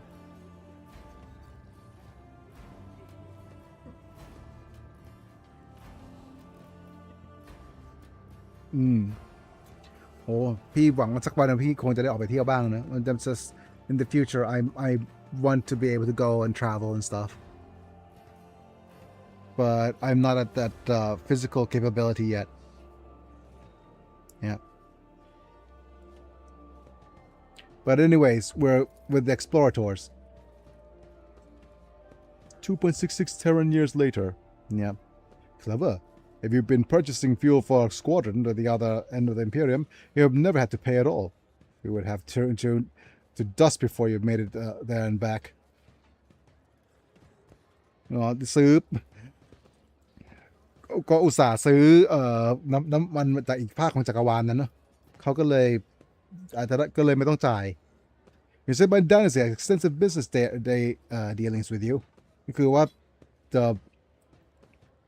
จักรพรรดิของเรามีการซื้อขายอย่างต่อเนื่องกับพวกเธอเหรอ The statement is true ใช่แล้ว The Cognizance fleet concluded 20,922 contractual obligations with the von Valanches dynasty as represented led administered by the counterparty identified as Theodora van Valanches โอ้ Theodora van Valanches นี่คือท่านกัปตันคนก่อนนะตอนนี้เราเป็นท่านกัปตันคนใหม่แล้ว The most substantial was Pact 8 Yule, in accordance with which the Archimagos called Delphine, daughter Usher of the Sevenfold Hallowed Workshop of the Sanctum World of Euphrates II, was transferred to the planet Kiava Gamma. โอ้ไปที่ Kiava Gamma ด้วยนะ Kiava Gamma นี่เป็นหนึ่งในโลกของโลกของจักรวรรดิของเรานะเนี่ยโลกไม่สิเขา Dynasty นี่คือจักรวรรดิหรือเปล่าจำชื่อภาษาไทยไม่ได้แล้ว Empire อยู่ในก๊กอ่ะอยู่ในก๊กอ่ะEarth says hi as well, man, but I'm not sure if the auto translation is working. Sevenfold Hallowed Workshop at the Kieva Gamma is one of the worlds under our control. As a fabricator sensor, services as highly enlightened, enhanced, authorized servant were recompensated, offering a paid with 7-year contract greetings, and granting the fleet's exploration vessel maintenance and privileges at the Kieva Gamma facilities. That is true. อันนี้มันก็จริง The last couple of decades led Theodora ท่าน Theodora เมื่อ2-3 ปีที่ผ่านมา form a strong relationship with the Cognacious fleet ก็เลยทำความสัมพันธ์กับทัพของเขา she turned down a dozen candidates looking for the right tech monitor ก็ to watch over Kiyamagama ก็คือหาคนดูแลโลก Kiyamagama อยู่แต่ว่าก็ปฏิเสธไปเยอะนี่ก็มารับกับพวกนี้ What payment can I expect นี่จะซื้ออะไรให้กับมาได้ Universal Mobile Orbital Deployment Extractiums ในตัวเกมแรกผมเลย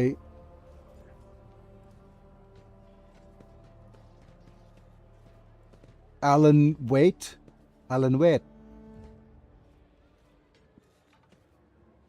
ที่ตัวละครเป็นนักเขียน Wait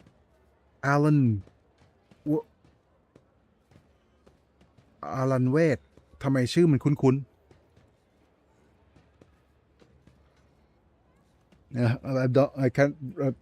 I can't remember the name of the game exactly. I'm not sure if it's a Thai game or English one. And the quantity stipulated in the contractual obligation, each unit has undergone cycle of maintenance and be assessed for competence at the standard template construct.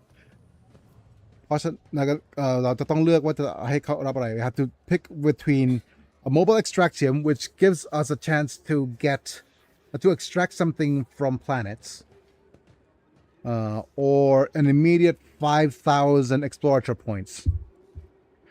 I think 5,000 for explorator points is worth much more than the payment. คืออันนี้จะได้คิดว่ามูลค่าเยอะกว่าที่คิดว่านะ Alan Wake. Oh, Alan Wake. Okay, I understand now. He's talking about Alan Wake. Okay. The request is accepted. Contractual obligation Logistica that is concluded. Collinson's fleet of Household Avalanches for its cooperation. The status of its unit's request will be increased. เพราะฉะนั้นก็ให้reputation ก็คือความโด่งดังให้กับเรา I think the friendship of the Adeptus Xbox Mechanicus. 360. Yep. Alan Wake on the 360. That was his first game. Alan Wake. Priesthood of Adeptus Mechanicus is interested in the considers expedition's cooperation with the Rogue Trader. ก็สนใจที่จะมีความทำงานร่วมกับ Rogue Trader. Under this Rogue Trader จะแปลภาษาไทยว่ายังไงดีก็เป็นTrader ก็คือผ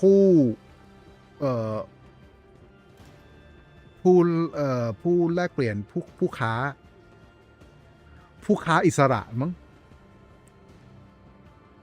เพราะว่าแต่ว่า rogue ใช้คำว่าอิสระก็ไม่ถูก rogue ก็คือว่าผู้ค้าเสรีก็ได้แต่ว่ามันเป็นตำแหน่งค่อนข้างจะสำคัญเพราะว่าปกติแล้วในโลก Warhammer เนี่ยผู้ค้าเสรีหรือว่า rogue trader เนี่ยจะเป็นคนที่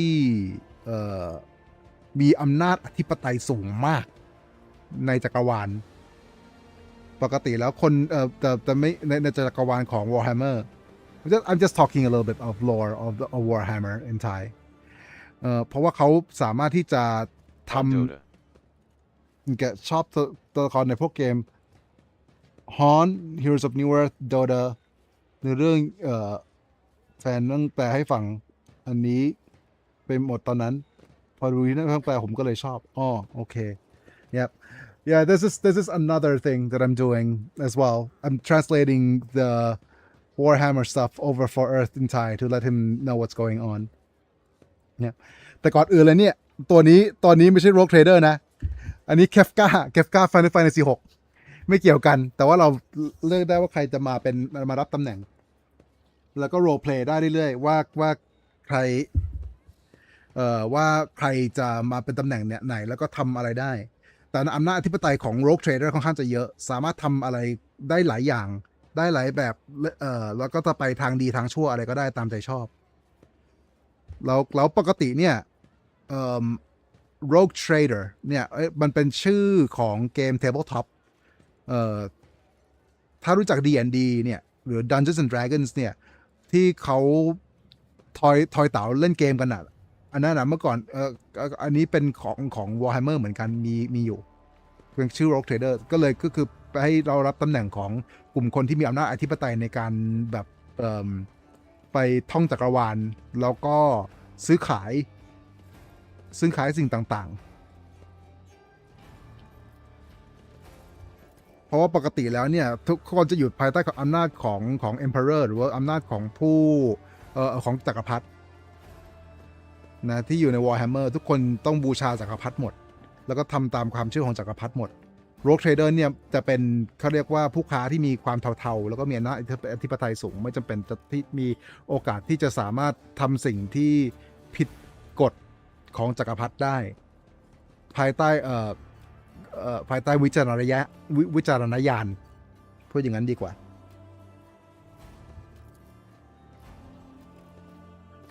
Notably, the semantic capacity of the third category encompasses an extremely wide range of entities. The foresight of the Cognizance fleet is truly remarkable. The Explorator fleet will also accept information about planets in the Coronis expanse have not previously recorded in the planetary register. อันนี้เขาอยากจะได้ข้อมูลเกี่ยวกับดาวต่างๆOmnificated study of the Coronis expanse is the sacred mission, operational acceptance of the Cognizance fleet.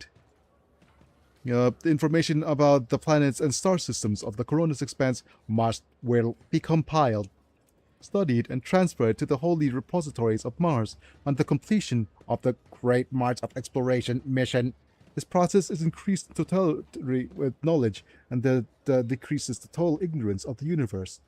อันนี้เป็นกลุ่มเผ่าพันธุ์ Adeptus Mechanicus ก็คือกลุ่มลัทธิบูชาหุ่นยนต์บูชาเครื่องยนต์ในอนาคตโลกของ 40,000 ปีเนี่ย AI ถือเป็นสิ่งต้องห้ามหรือว่าคอมพิวเตอร์เป็นสิ่งต้องห้ามไม่สามารถมีสิ่งมีชีวิตที่เป็นคอมพิวเตอร์ได้เพราะว่าถือว่าเป็นสิ่งที่ผิดจรรยาบรรณแล้วก็ผิดลัทธิแต่ในอนาคตเครื่องจักรทั้งหมดก็เลยกลายเป็นของบูชาไปหมดแล้วพวกนี้ก็ใครก็ตามที่ทำงานกับเครื่องจักรก็ต้องเป็นเหมือน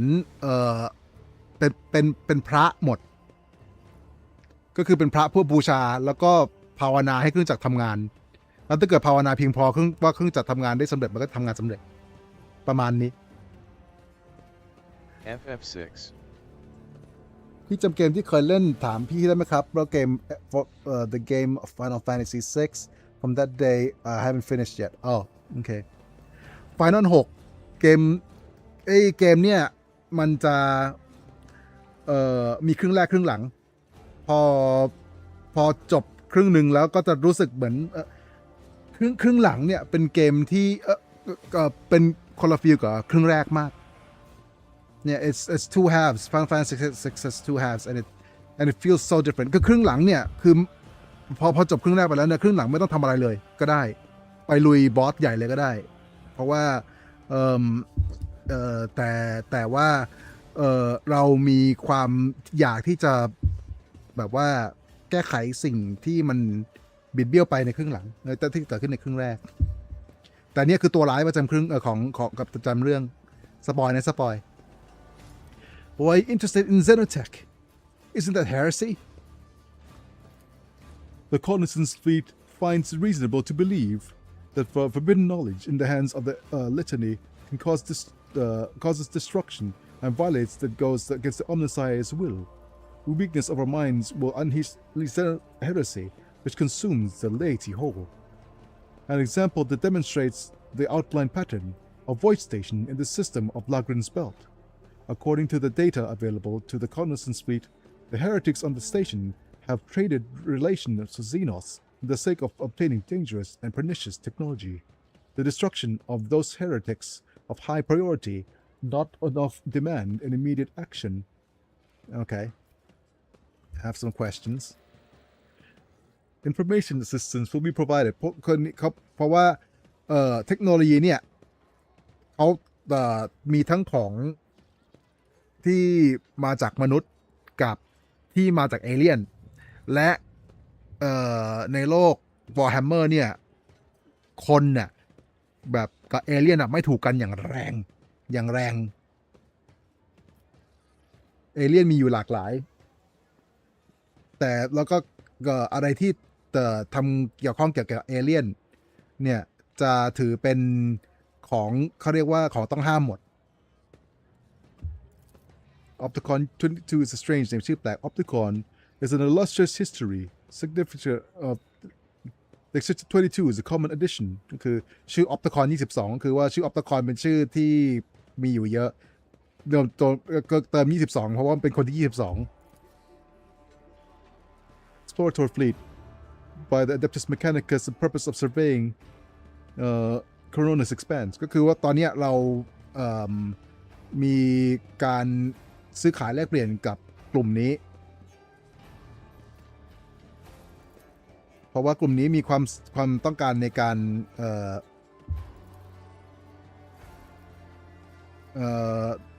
ต้องการในการจะซื้อขายแลกเปลี่ยนข้อมูลเพราะว่าเขาชอบข้อมูลอะ Data classified พูดถึงเอเลี่ยนพี่คิดเห็นยังไงบ้างครับเกี่ยวกับเรื่องที่เปิดเผยในปัจจุบันในขณะที่เราเล่นเกมแล้วพอเจอเอเลี่ยนในเกมมาตลอด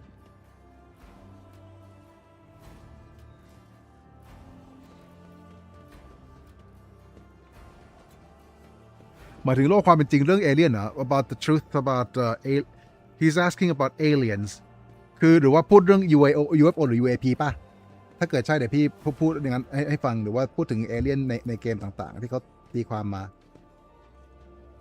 There was once a tech acolyte in the Lady Theodora's retinue who knew the unique language of the esteemed tech priest. I only began realizing the value of his abilities after he had been devoured by a xenobeast by some nondescript world. Aegon, please explain. Instead of responding, Aegon looks expectantly at the serval skull. Nuncius hovers impassively at his shoulder, the very embodiment of brevity. Yeah.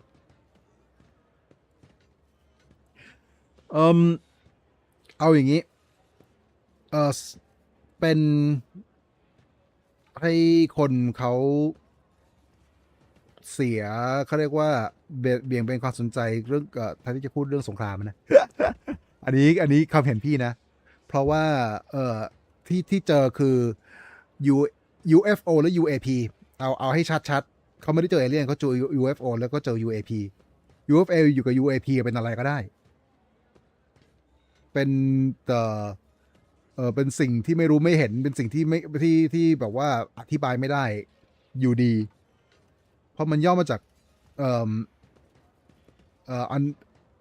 ถ้าเกิด UFO คือ unidentified flying object ใช่ไหมแต่ UAP คือ unidentified phenomenon ก็คือปรากฏการณ์ที่ไม่สามารถอธิบายได้แล้วแล้วเปิดเผยเนี่ยน้องก็เข้าใจผิดความพูดที่เขาพูดถึงเพราะว่าที่เขาพูดถึงเนี่ยพูดแต่น้ำท่วมทุ่งโดยไม่มีมูลเลยว่ามีเอเลี่ยนแต่น้องตีความไปเองว่ามีเอเลี่ยน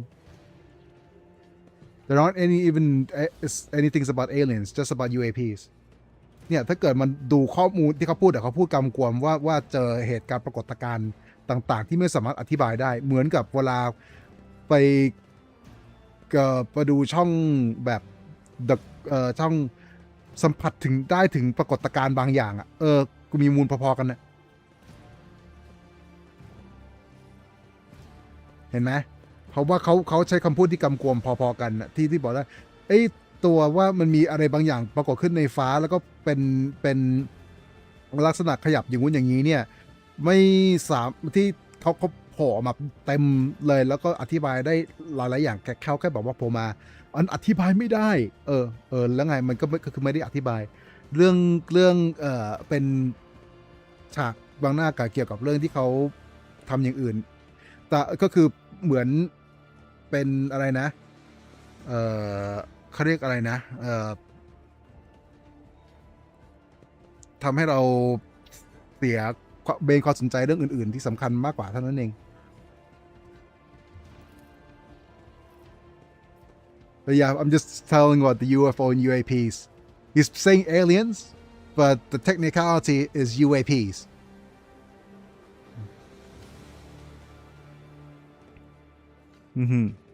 Yes. พี่ Please forgive my colleagues' otherworldly phrasing. Allow me to present more concise alternative. ขอโทษที่สำหรับที่เขาอธิบายพูดไม่เข้าใจนะก็คือ I believe the optimal interpretation is as follows: diplomatic duties, commercial ventures including the exchange of data, and timely expulsion of the laity from the exploratory sector is of interest. โอเคก็คือมาซื้อขายของนั่นแหละWhy not in the Legion's palace? Prolonged communication with lay people of high social standing. โอเคคลิกก็คือบอกว่าอันนี้พอจะเข้าใจได้เขาบอกว่าคุยกับคนนั่นจนเบื่อแล้วคนมีตำแหน่งสูงส่งเบื่อแล้วอันนี้มีปืนยิงเน็ตไม่มีประโยชน์เลยมีประโยชน์ไหมเราพวกนี้ก็จะมีไอเทมเนี่ยถ้าเกิดตำแหน่งสูงแรงสูงก็จะซื้อไอเทมที่ราคาแพงได้แต่เราก็ต้องมีคือรันโรกเทรดเดอร์เนี่ยของที่เราได้คือฟรีเราได้ของพวกนี้มาแทบจะฟรีเลยแต่ว่าเราต้องมี profit factor ก็คือมีจำนวนแต้มพวกนี้เพียงพอถ้าเกิดแต้มพวกนี้สูงเราก็จะเอาของพวกนี้เอามาซื้อคือหยิบได้เลยส่งให้ได้เลยเนี่ยแล้วเราก็สามารถเอาของพวกนี้ที่เรามีเอาไปเพิ่ม reputation ก็คือเพิ่มกับกลุ่มนี้ได้เพื่อที่จะให้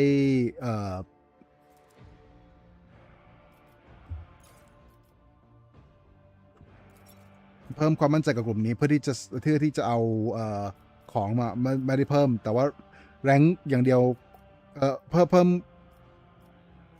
แรงอย่างเดียวไม่ได้ต้องเพิ่มprofit factor ด้วยพวกนี้อย่างเช่นถ้าเกิดเราเพิ่มขึ้นเป็น8เนี่ยเราก็จะสามารถหยิบไอ้ตัวยาหยูกยาเนี่ยมาได้11อันเลยแต่ว่าเราก็ไม่จำเป็นที่จะต้องทำตอนนี้โอเค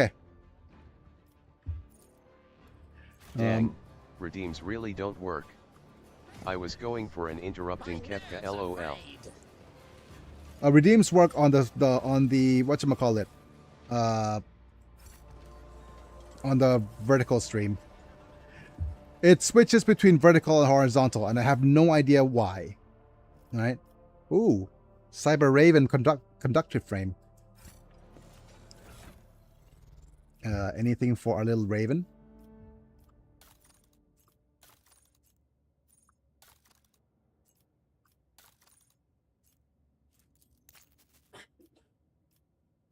Very nice.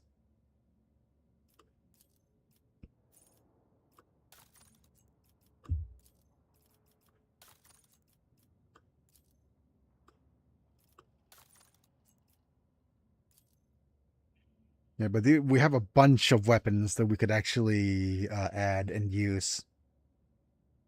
Okay.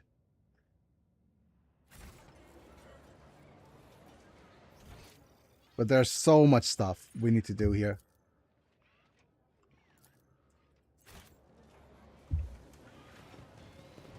มีของซื้อขายมีของหยิบอันนี้อะไรอีก Leaflet.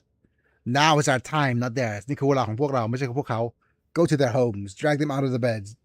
ไปที่บ้านของพวกเขาดึงพวกเขาออกมาจากเตียง Carve open their bodies.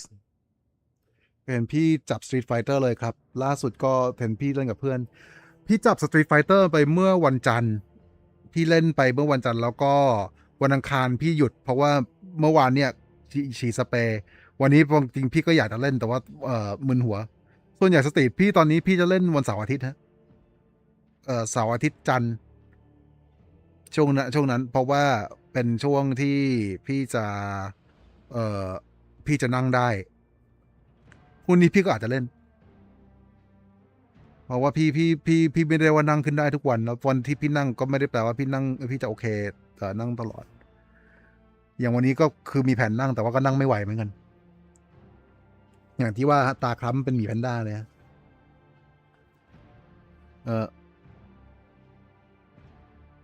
โอเค now's the time that theirs, drag them on the beds, carve open their bodies like carcasses at the slaughterhouse เปิดอะไรนะกรีดร่างกายเขาเป็นสิ่งเสี่ยง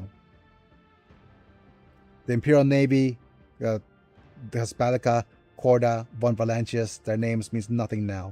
ไม่ว่าจะเป็นทหารเรือคัสบาลิก้าคอร์ดาหรือวอนวาเลนเชียสชื่อเหล่านี้ไม่มีความหมายแล้วพรุ่งนี้เราจะลบชื่อเหล่านี้ออกไปจากโลกนี้และจากความทรงจำไปเถอะไปยึดอำนาจมา Kefka is the sort of person who would break into someone's home to wake them up in the middle in the night by yelling nightmare nightmare nightmare in their face before running away.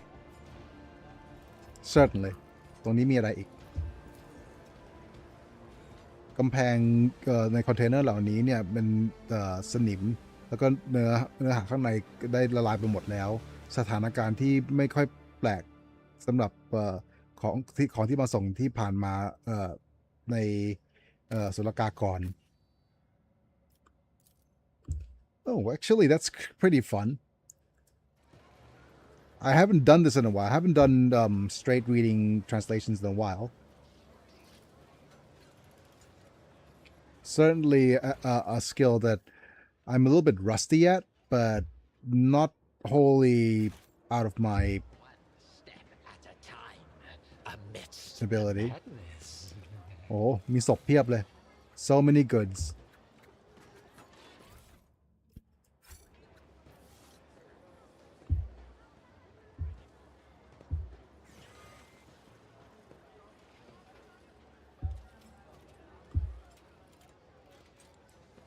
Oh, this is locked.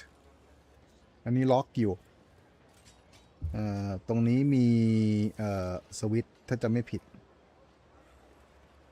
3 4 5 1 3 4 5จำไม่ได้แล้วว่าต้องแก้ไอ้ตัวพัซเซิลนี้ยังไง There's a puzzle that I can't remember the combination to. I guess we'll do the combination at a later date. Okay.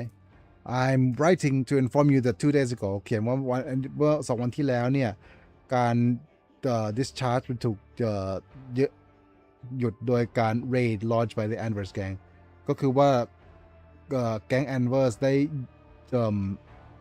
ขัดจังหวะเรา In the attack 3 loader servitors were put out of commission ไอตัวทหารไอตัว servitor ก็คือ servitor นี่ก็เป็นมนุษย์ดัดแปลงอะนะก็คือในโลกของ Warhammer เนี่ย I'm gonna explain servitors to Earth. I wonder how he'll react, man. Servitor เนี่ยด้วยความที่ในอนาคตสำหรับมนุษย์แล้วเนี่ยได้มีการแบนการใช้ AI ในโลกของ Warhammer เนี่ยแบนไม่สามารถใช้คอมพิวเตอร์หรือ AI ได้เขาก็เลยแทนที่จะใช้พวกหุ่นยนต์นะเราใช้หุ่นยนต์ไม่ได้เขาก็เลยทำมนุษย์เนี่ยที่ผิดพวกมนุษย์ที่แบบว่าเป็นนักโทษหรือว่ามนุษย์ที่โดนที่โดนลงโทษเนี่ยดัดแปลงให้เป็นเซอร์วิเตอร์ก็คือเป็นเหมือนกับมนุษย์จักรกลที่มีหน้าที่เป็นทาสนั่นแหละก็คือเขาแทนที่จะใช้ AI ก็คือเอามนุษย์นั่นแหละแต่ว่าทำให้กลายเป็นหุ่นยนต์ซะ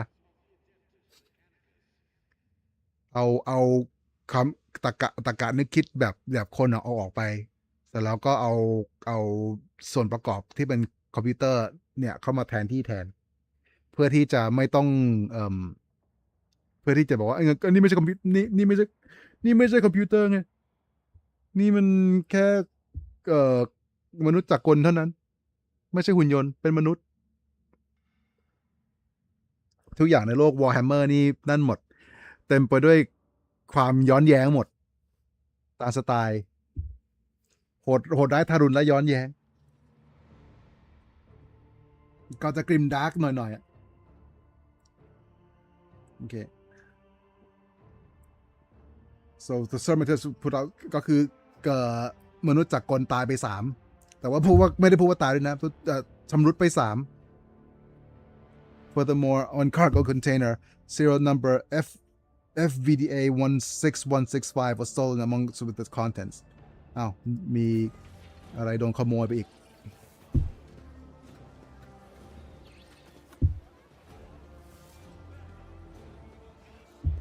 เดี๋ยวหาก่อนว่ามีเซอร์วิเตอร์เดินไปเดินมาแถวนี้หรือเปล่า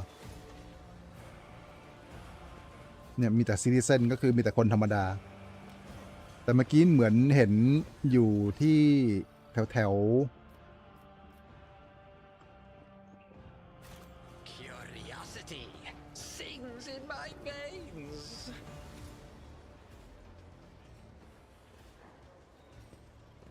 ไม่นี่ไงตัวอย่างเซอร์วิเตอร์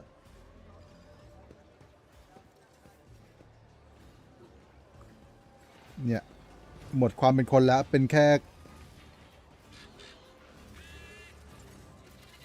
ครับเนี่ยหมดความเป็นคนแล้วเหลือเป็นแค่ธาตุจักรกล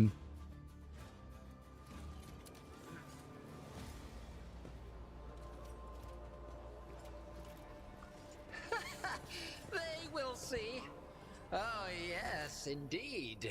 They all will. ครับ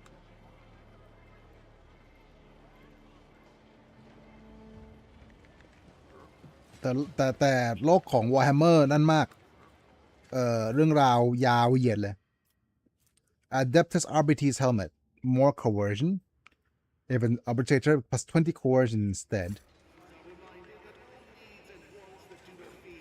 and there's more goods over here that we can look for oh กามันร้อง This is a Cyber Eagle enhanced optics. Cyber Eagles gains 15%, deals more damage. Grenadier's cloakwear and their allies are immune to damage from the wearer's grenades. Ooh. Okay. It's an interesting item, certainly. Lies beyond. I've read about this. This container is marked foodstuff อันนี้เขียนว่าอาหารแต่ว่าข้างในไม่มีอะไรแล้วก็ไม่ได้ขยับอะไรมาไม่ได้ขยับมาสักพักแล้วเพราะฉะนั้นอันนี้ก็นั่นแน่ๆของผิดกฎหมายเนี่ยอันนี้เขียนว่าอะไรอีก Now is the time not airs drag them out of the beds โอเคมีอะไรนะ propaganda เพิ่มใบปลิว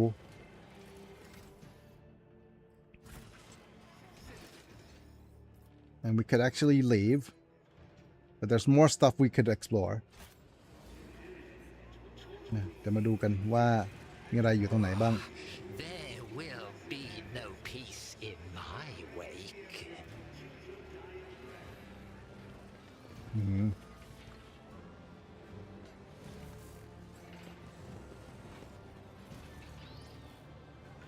ตรงนี้มีอะไรอีก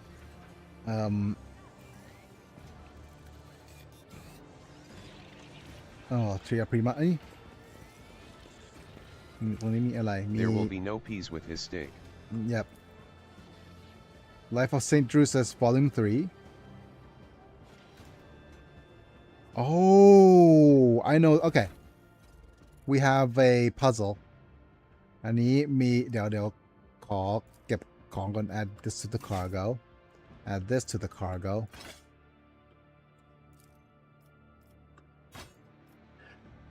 We have a puzzle. So there's a puzzle here, right? One is the holy book by the altar. ก็คืออันหนึ่งเขียนเมโมว่าหนังสือที่ altar ก็คือเขียนว่า3 Volume 3. The void damned customs guy is always on duty. Does he always get any time off? Yep.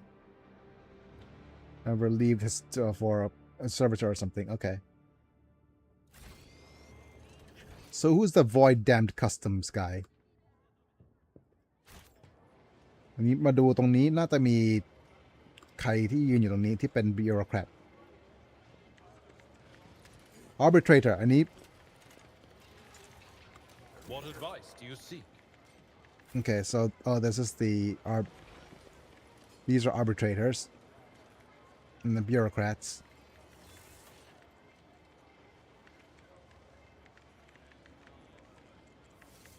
I wanna be a bureaucrat. Like no one ever was. Restrictive area. Active investigation.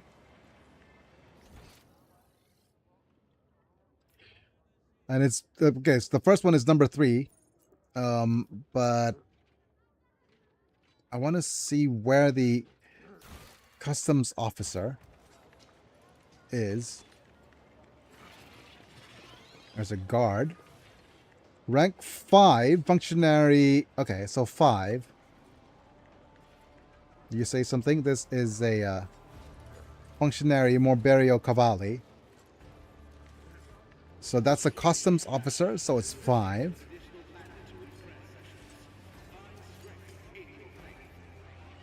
Pirate, your lordship. Yeah. Gracious Lord Valentius, please go right ahead. Your no checks needed for you. So rank 5. So it's 3. อันนี้เขียนว่า 3 อันนี้เขียนว่า 5. So it's 3, 5. Next is guess what? So we don't know. And hanger by the window. Remember to bow to the emperors through the window. Through the windows, through the walls.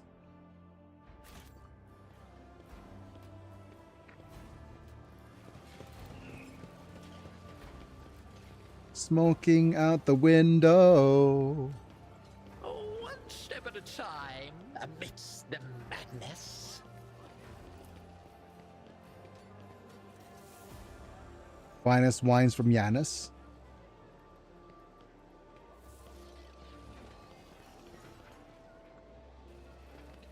Any other windows?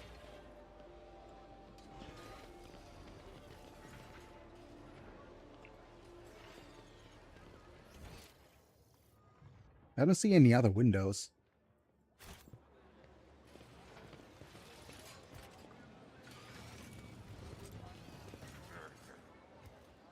Oh, wait a minute. I do believe there's some stuff here, is there? Curiosity sings in my veins. No, nothing. That's weird. I'm just looking at, like, what possible windows could there be? Okay, you know what? I think we have enough to try to guess the puzzle. I'm gonna save. And then we're just gonna go 3. That's the first one. 5. And then it's either 1, 4 or 4, 1. Let's go with 4. And then 1. There we go. Now we could reach this. And that's about time, all the time we have for today. Psyker's footwear. Plus 3% dodge until the end of the combat for each power they use, and it stacks. These goggles grant the wearers plus 5 bonus to Lord Xenos, and also plus 10% chance against Xenos. Fireproof cape, immune to burning. You get to burning. Also, whenever the wearer ends their turn, burning is removed from all adjacent allies. And some multi-keys. And we also have a bunch of things that we're going to add to the cargo. So some auto guns and sniper rifles. Wait. And auto pistols. And all these waxes and things. Very good. Right? That means that... let's go ahead and put these boots onto Adira. Where are you? Yep, this is plus 5 Lorzinos, so not really you. Psyker's footwear, yeah. This is boots for Kefka. Boots for Kefka.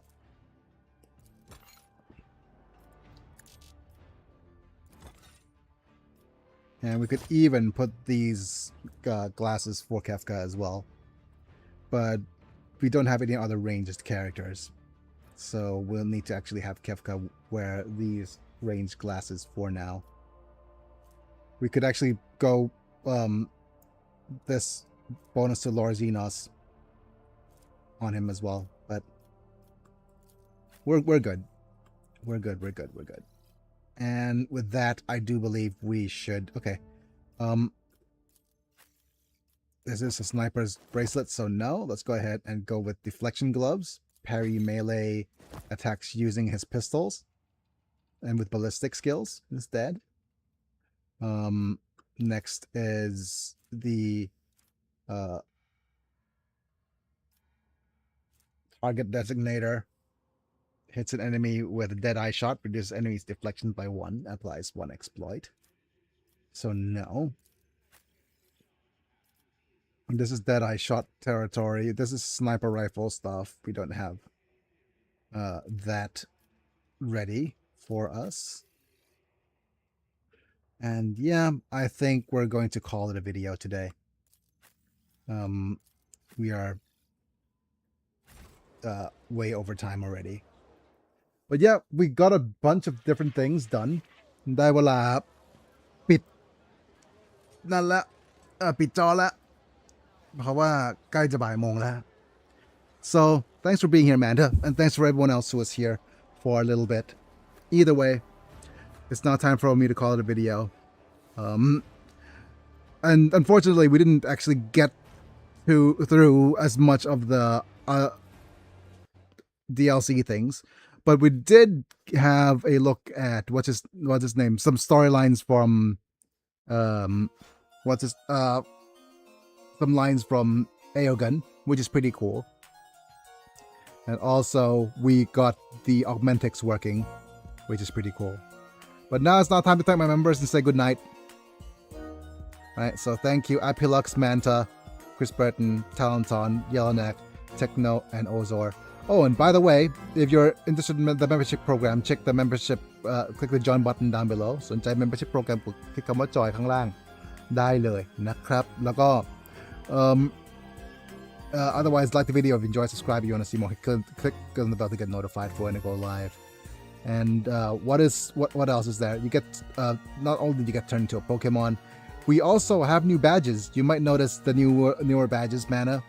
Like yours says the number 4, nice and clear. It's because you've been a member for nearly 4 years. My goodness. So if you see the little badges where you chat, that is a badge of honor, certainly.